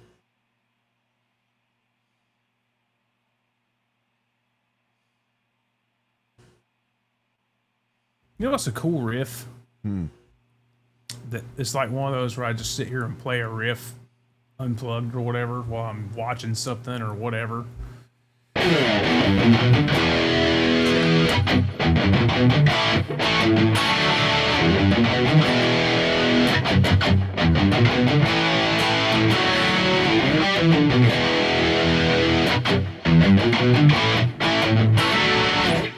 It's a great riff.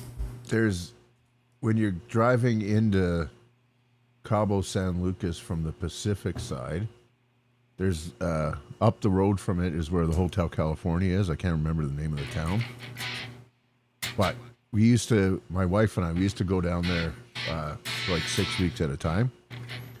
And as we were driving into Cabo San Lucas, every time we went down there, it's the only time I'd ever let her drive. I'd make her drive, and I'd sit in the back seat. She's a fuck off. Nope, it's got to happen, man.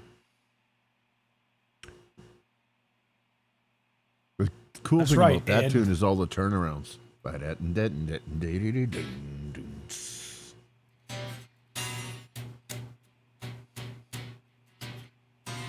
then the rhythm track under the solo. Yep. That's a lot of his shit, man. The rhythm track, the rhythm guitar under the solo. They played some fucking killer riffs under solos. Mm-hmm. The riff going on under the guitar solo in Mean Street's fucking killer too. Yeah, that's awesome. That album had a bunch of really good ones. Another good one was Underneath Good Enough solo. Yep.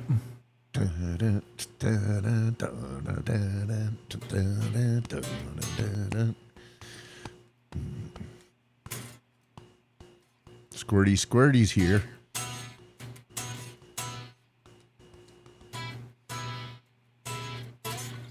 You can really hear that riff when he on the extra or whatever it is, the live version from the 5150 tour of Good Enough. I've got the radio broadcast of from I think it's night 1 in New Haven.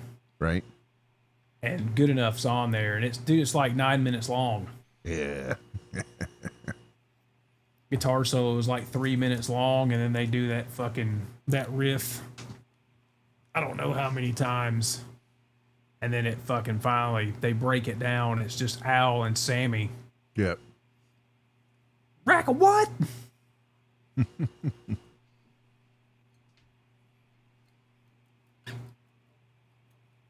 Like that's a perfect example of solo he played over that, of him just riffing, man.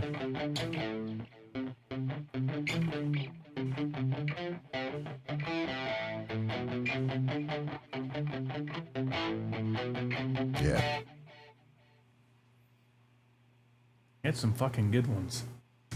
Some bangers, as they say. Some bangers. Well, that's the one thing about Ed is Jimmy's like, really? Back to it. it's what we do, man. The fucking work. Yeah. I mean, he never played shit where he's just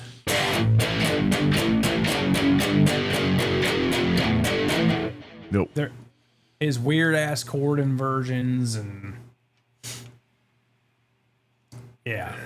Well, where have all the good times gone? That was a cover. We don't give a fuck about that.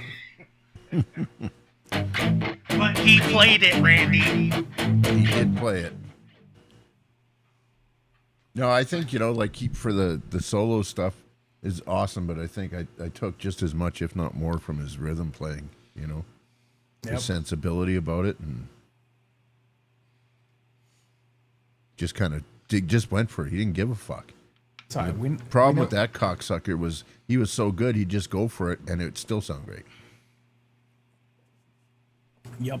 We know Jimmy's a DeMartini guy. He's good, too.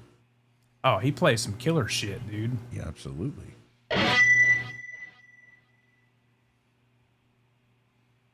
Are you setting up to do a cover, Jimmy?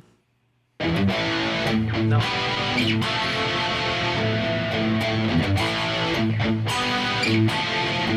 Yeah, Darboard. House of Pain's awesome, man. No, Oh, do I remember that?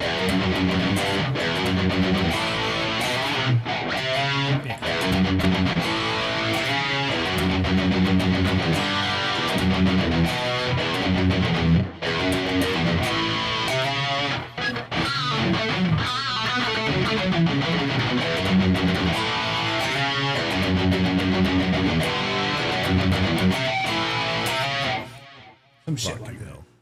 That's a cool riff. Yeah. Yep. That's a good one. Girl Gone Bad, too, is probably one of my favorite tunes. Oh, off that yeah. album. Oh yeah.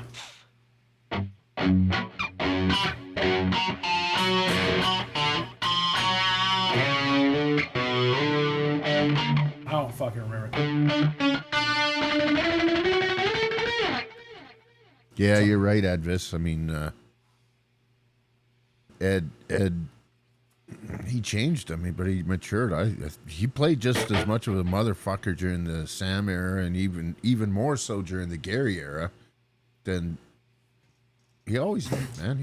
Dude, you want to talk about the Sammy era? One of my favorite Sammy era Jimmys are there. God damn.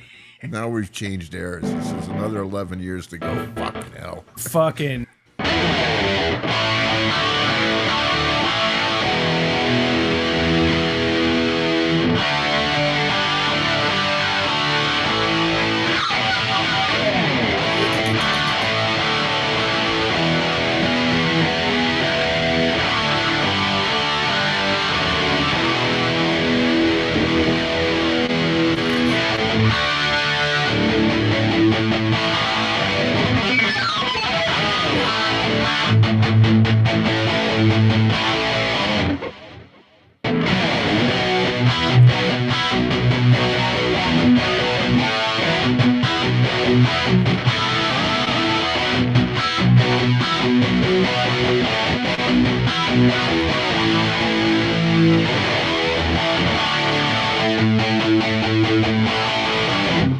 That was killer. You know what I was listening to the other day? That one. That's a great one.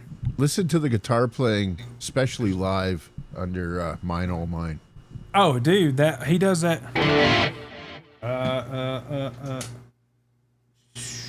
Where's that? That shit. Dun, dun, dun. But he's not just pedaling; he's playing chords all the time.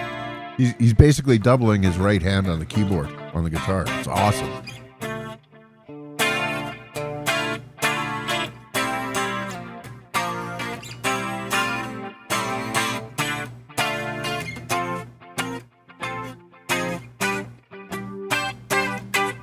Whatever the fuck. Yeah, it's great. Yeah, just killer. Yeah, man. Solo's the fucking man. great too, actually. Yep. That's the John this tune. turn? I can't remember how to play Dream Is Over worth the fuck. I just remember.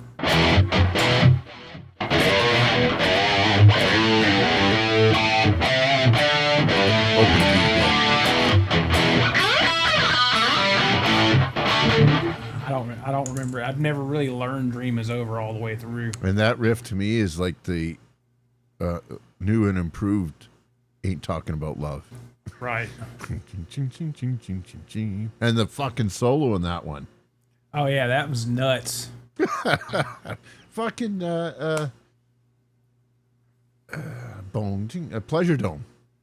Yep. Fuck me.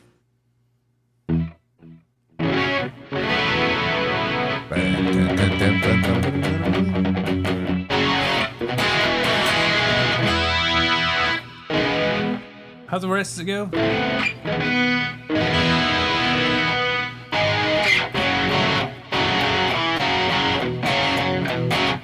I used to be able to play that one pretty well. Yeah. I used to play the absolute fuck out of Judgment Day, but haven't played it in so long. I'm not fast enough to keep up anymore. No.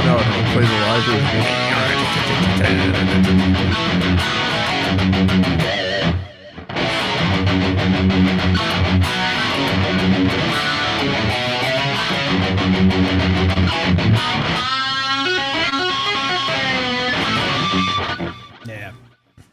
Yeah. The lead up to the chorus. It starts in C sharp there. Oh,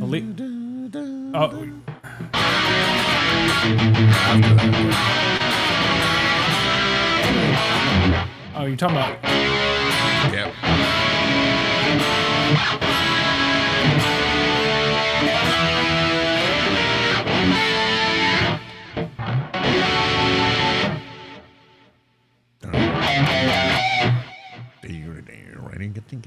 That's a perfect example of a guy not playing straight chords, even though it's a fucking CDE banger, you know? Yeah, well, if you listen, that C sharp, so it's there's a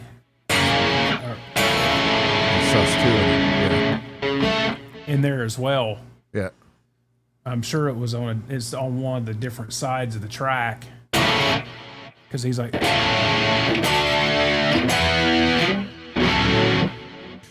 that's you know, that's a funny thing, because you're one of those guys that's like, if I'm gonna play it, it's got to be like goddamn right, and to a certain degree, yeah, right. But I've never thought of actually trying to recreate the album. I've always tried to find a live version that I like, and that's just like the turnaround in Ain't Talking About Love, you know. Exactly. And that's what Ed would tell you to do too. He'd say, "Fucking don't play." Well, he never played it the same twice anyway. And that to me has always given me a pass to fucking fuck shit up. Exactly. It's my excuse for sucking.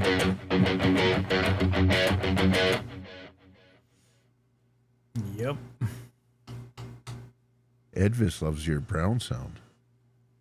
Well, this is El Cheapo modeler. If I had a wet, dry, wet setup, I would sound just as good as Ryan's. So you got to get another one of those and somehow fucking daisy chain them all together. That's ABY. Split it, run it both. So what would be the wet, wet, wet, dry, dry? No. Well, you could just have one Wet, run your wet, wet.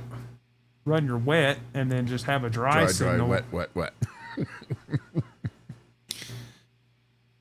just have the same setup, just without the detune and shit as your dry. Yep. And then have your wet going to the outside channel. I mean, you probably make it work.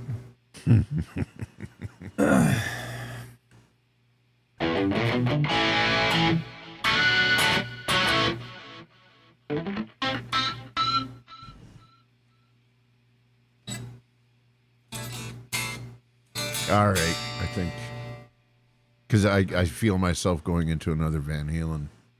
Right? Yeah, exactly. It's like Jimmy's gonna fucking shoot us. Well, I mean, fucking A.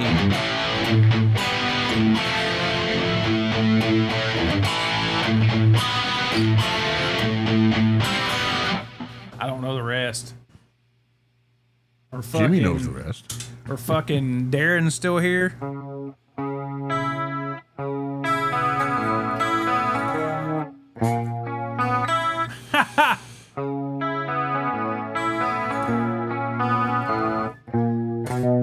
That's right, it's a B.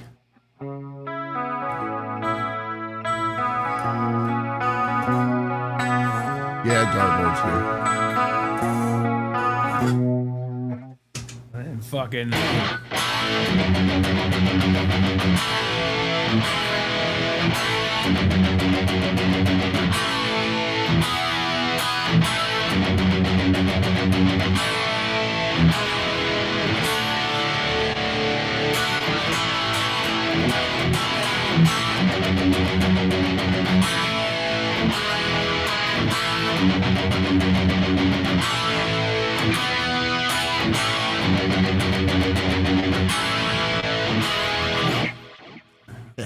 There's just some body talk.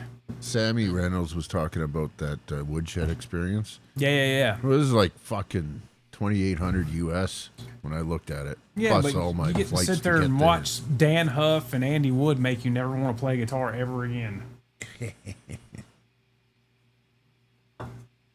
No, because knowing Andy Wood, he'd see you there and say, "Here, play it." And I'd be over there like.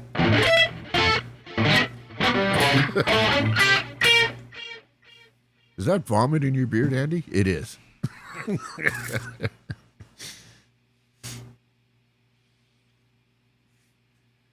Richard Hole says, I need a guitar jargon handbook. Wet, dry, brown, dark, on and on.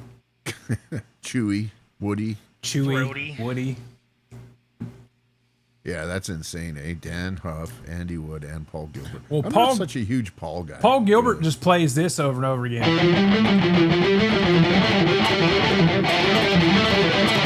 Way faster than you could ever imagine. And he doesn't use this finger. He uses the fucking one that doesn't want to work for most guitar players. No, that one is the one that works perfect for me. It's the pinky that I can't use worth a shit. Right. And his pinky's as long as my index finger too, so there's I that. think he's longer than your dick. Probably.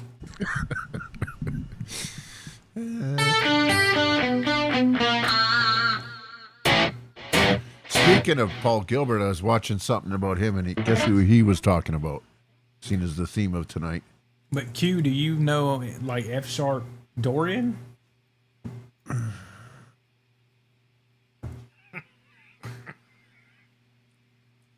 Sorry. F sharp minor. Oh, you We don't played have to that. apologize. Were you here on Saturday? We played F sharp minor on Saturday. But Gilbert was talking about Ed, of course, and he was trying to give examples of his swing, right? He's like, that's part of the magic of that dude, man. Nobody can fucking do that. Not even me, he said.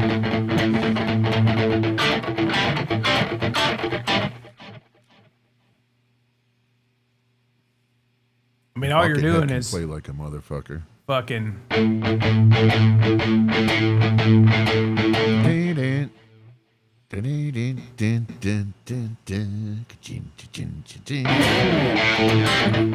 Yeah, you haven't played that for a while.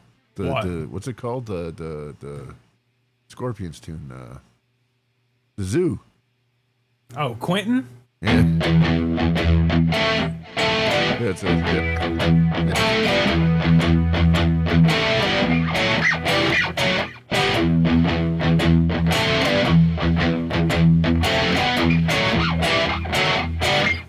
Well, if it modulates to the key of A major, you just keep playing an F sharp minor because that's its relative minor to A major. The fuck are you talking about? Oh, fucking Scotty's.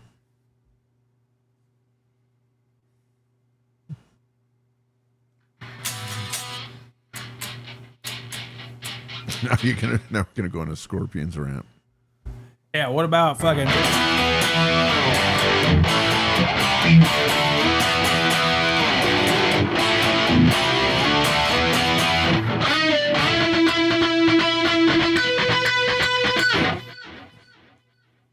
Fuck, I saw some footage of them. Man, that close guy's fucking hurting.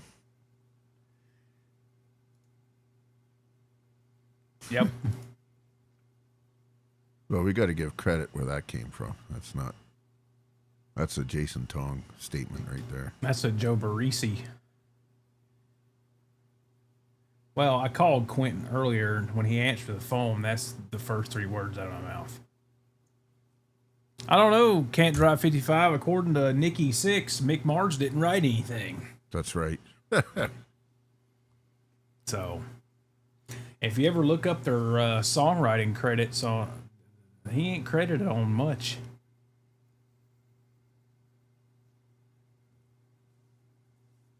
Which is bullshit. Total, complete bullshit. Play the solos from Rock You Like a Hurricane. Dude, I don't fucking remember those.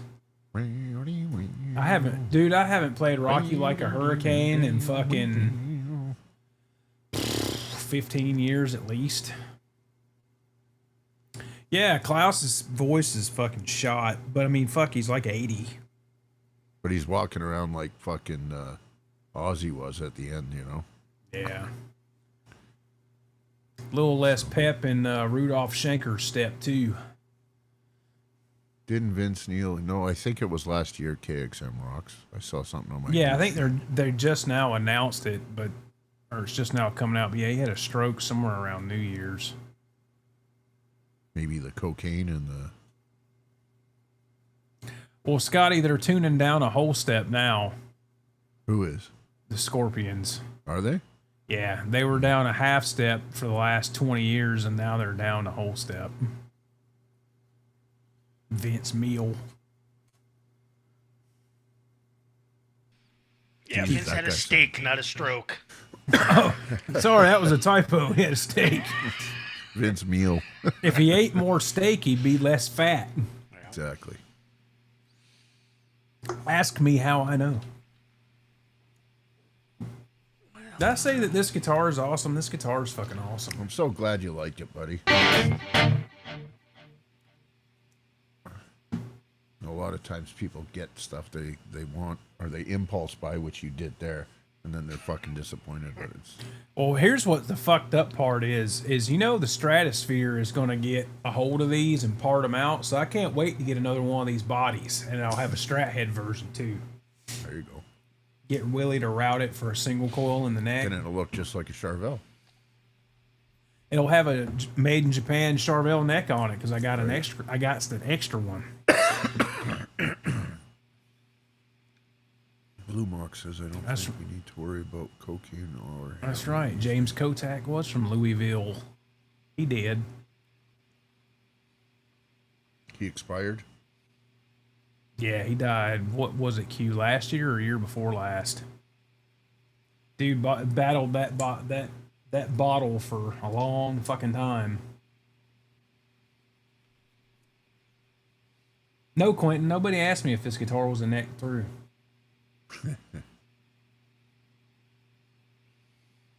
Those Can you play Dorian, Quentin? You got to say it correctly. It's Dorian. Doritos? Yeah, 2 years ago.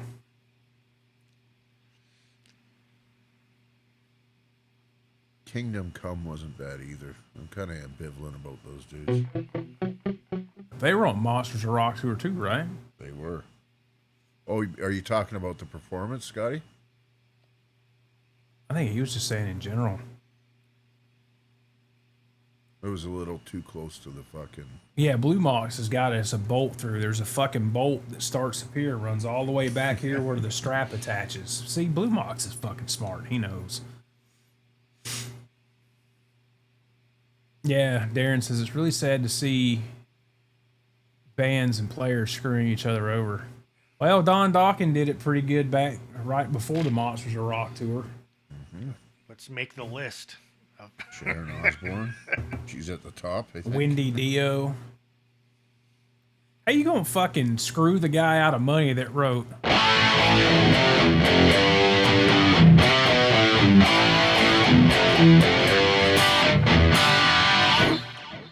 Great fucking riff. Yeah. Or screw the guy over that put White Snake on the fucking worldwide map. Where's Al?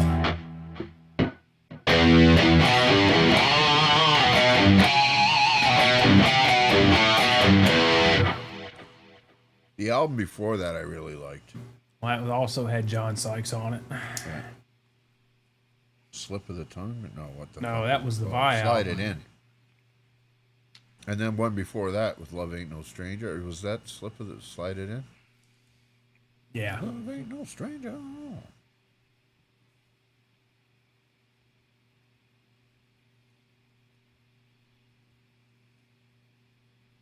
Fucking Vivian Campbell. What's wrong What with a- him? Well, he was great until he joined Def Leppard. Come on, man. He's getting a paycheck. Massive one. I don't blame a guy for cashing in. He proved what he can do. Yeah. Can you imagine? Like, you couldn't get any better than that. You play tunes that are well within his wheelhouse. He wrote 3 And- great Dio albums. Yeah, but he travels probably, triple premium class.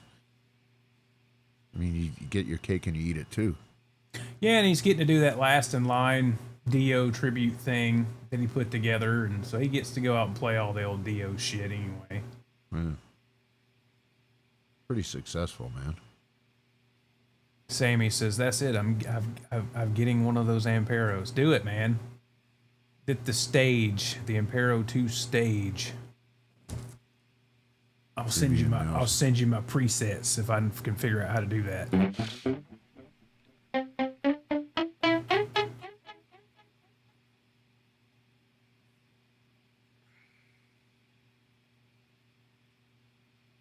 Well, 12 minutes after 8. Shall we wrap it up? Yeah, we can.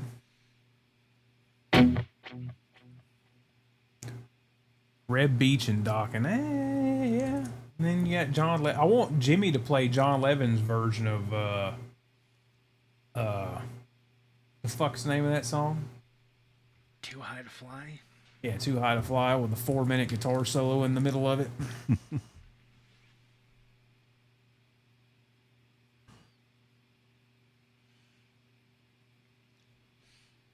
Jim just pretends Well, like he doesn't hear you. I could just sit here with the mouse that changes colors, Quentin, Free of charge. free of charge, and it's rechargeable. And I could just scroll back during that part of the song, make it like as long as I want. There you go. Starboard watch, I'm assuming Vivian play Holy Dogger. Yeah, that guy is so fucking good. Chuck C says, I'm going to the Red Beach Clinic Thursday night. Dude, I have tried to learn his tapping technique. Forget it. Well, it's pretty neat the way he does it. It is. I mean, he just plays all the notes in the scale. But he hits the tap and then takes his ring finger Yeah. and fucking, he doesn't tap the next string. He's already got his left hand to that position and he pulls it off or whatever the fuck. Trying to do that at 100 miles an hour like he does is insane. 17 solo is at where he, after he finishes that tremolo picking, Yeah. he does that fucking run. Like fucking hell, man. It's like trying to play anything by Frank Gambale. Forget it. Just don't even try. Or Alan Holdsworth. Yeah. I don't think Alan Holdsworth was that good. He just played a bunch of random shit because it was jazz. He just happened to get lucky.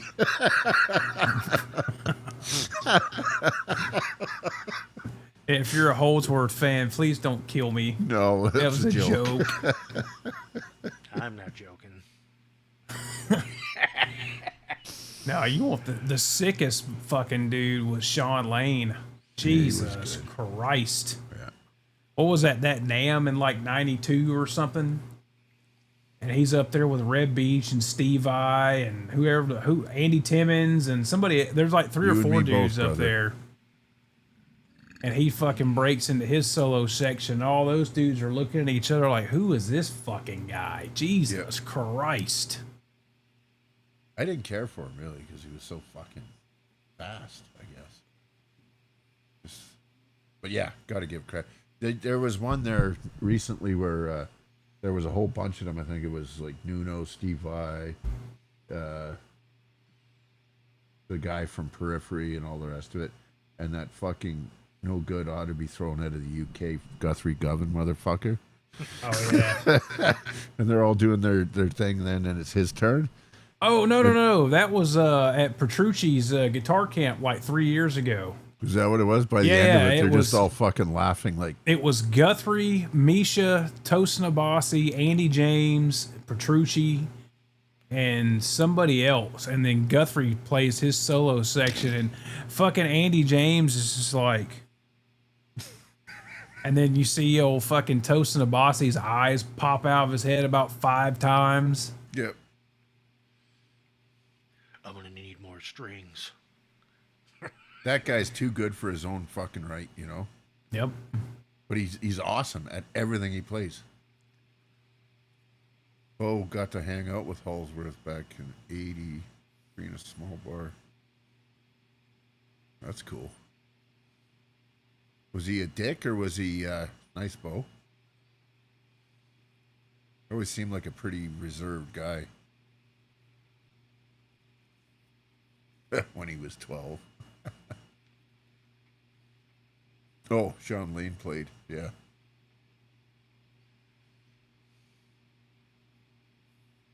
Yep. It's 11:20 here almost. It's been an interesting 2 hours. It was a fun show.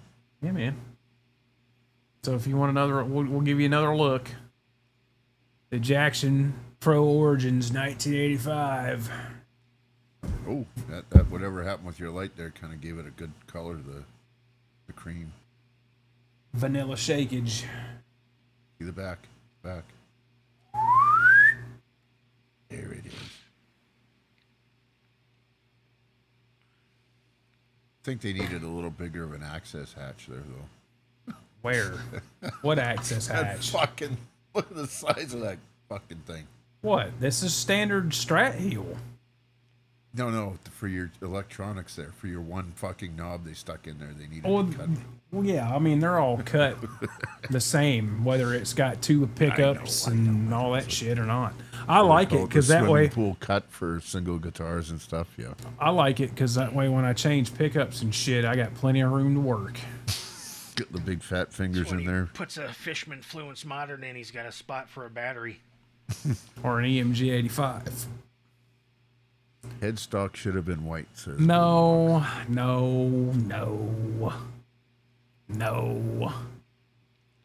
Scotty loves the guitar.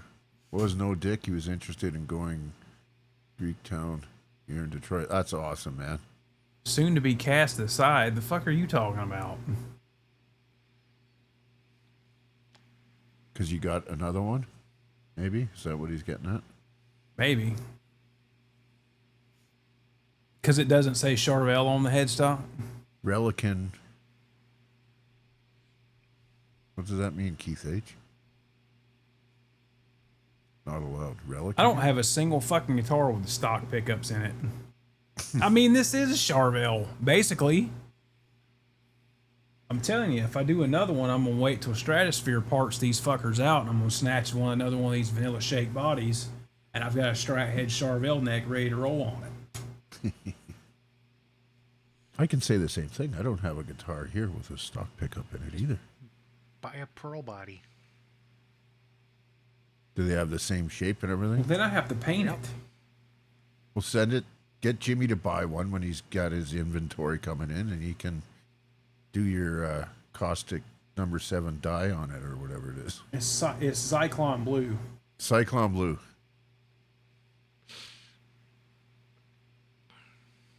So, You cool. want Alder? You want... I am an Alder fan. Okay. Humbucker single? That's all you need is one pickup. I do like humbucker single. Stock pickups are for chicken shit conformists. Well said, Well, Scotty. what's funny is I've told people on the Charvel group and shit that I'm going to change this pickup, and there's a fucking line of people that want this J90C pickup. $800. Can I buy a pickup? Can you sell me the pickup? You know how many of them are for sale on Reverb and eBay? Well, all Dave has The already old ones. all Dave has already laid claim to the J90C. So there you go. Cool. All right, everybody. We're gonna call it. Thanks everybody for hanging out for 2 hours and 10 minutes and all that shit. Appreciate you listening to our rants and talking about Van Halen. Yeah. Whatever the fuck That else. was nice. I enjoyed that. Thanks for the conversation, boys. We'll see you maybe Thursday. Maybe, maybe not. These two will definitely be here on Saturday. I more than likely will not. So if I get Off already, Scott if I says. if I get Leave. if I get back in time, I may jump in Saturday night. We'll see. There we go. Yeah, because basically Ryan and Trevor gone after the first 2 hours. So it'd just be Jimmy and me and fucking what's his face? Yeah, what's his face? I don't know which one. Well, Quentin Joe? and Steve. Joe Alba? Well, no, Joe's cool. No, I think Joe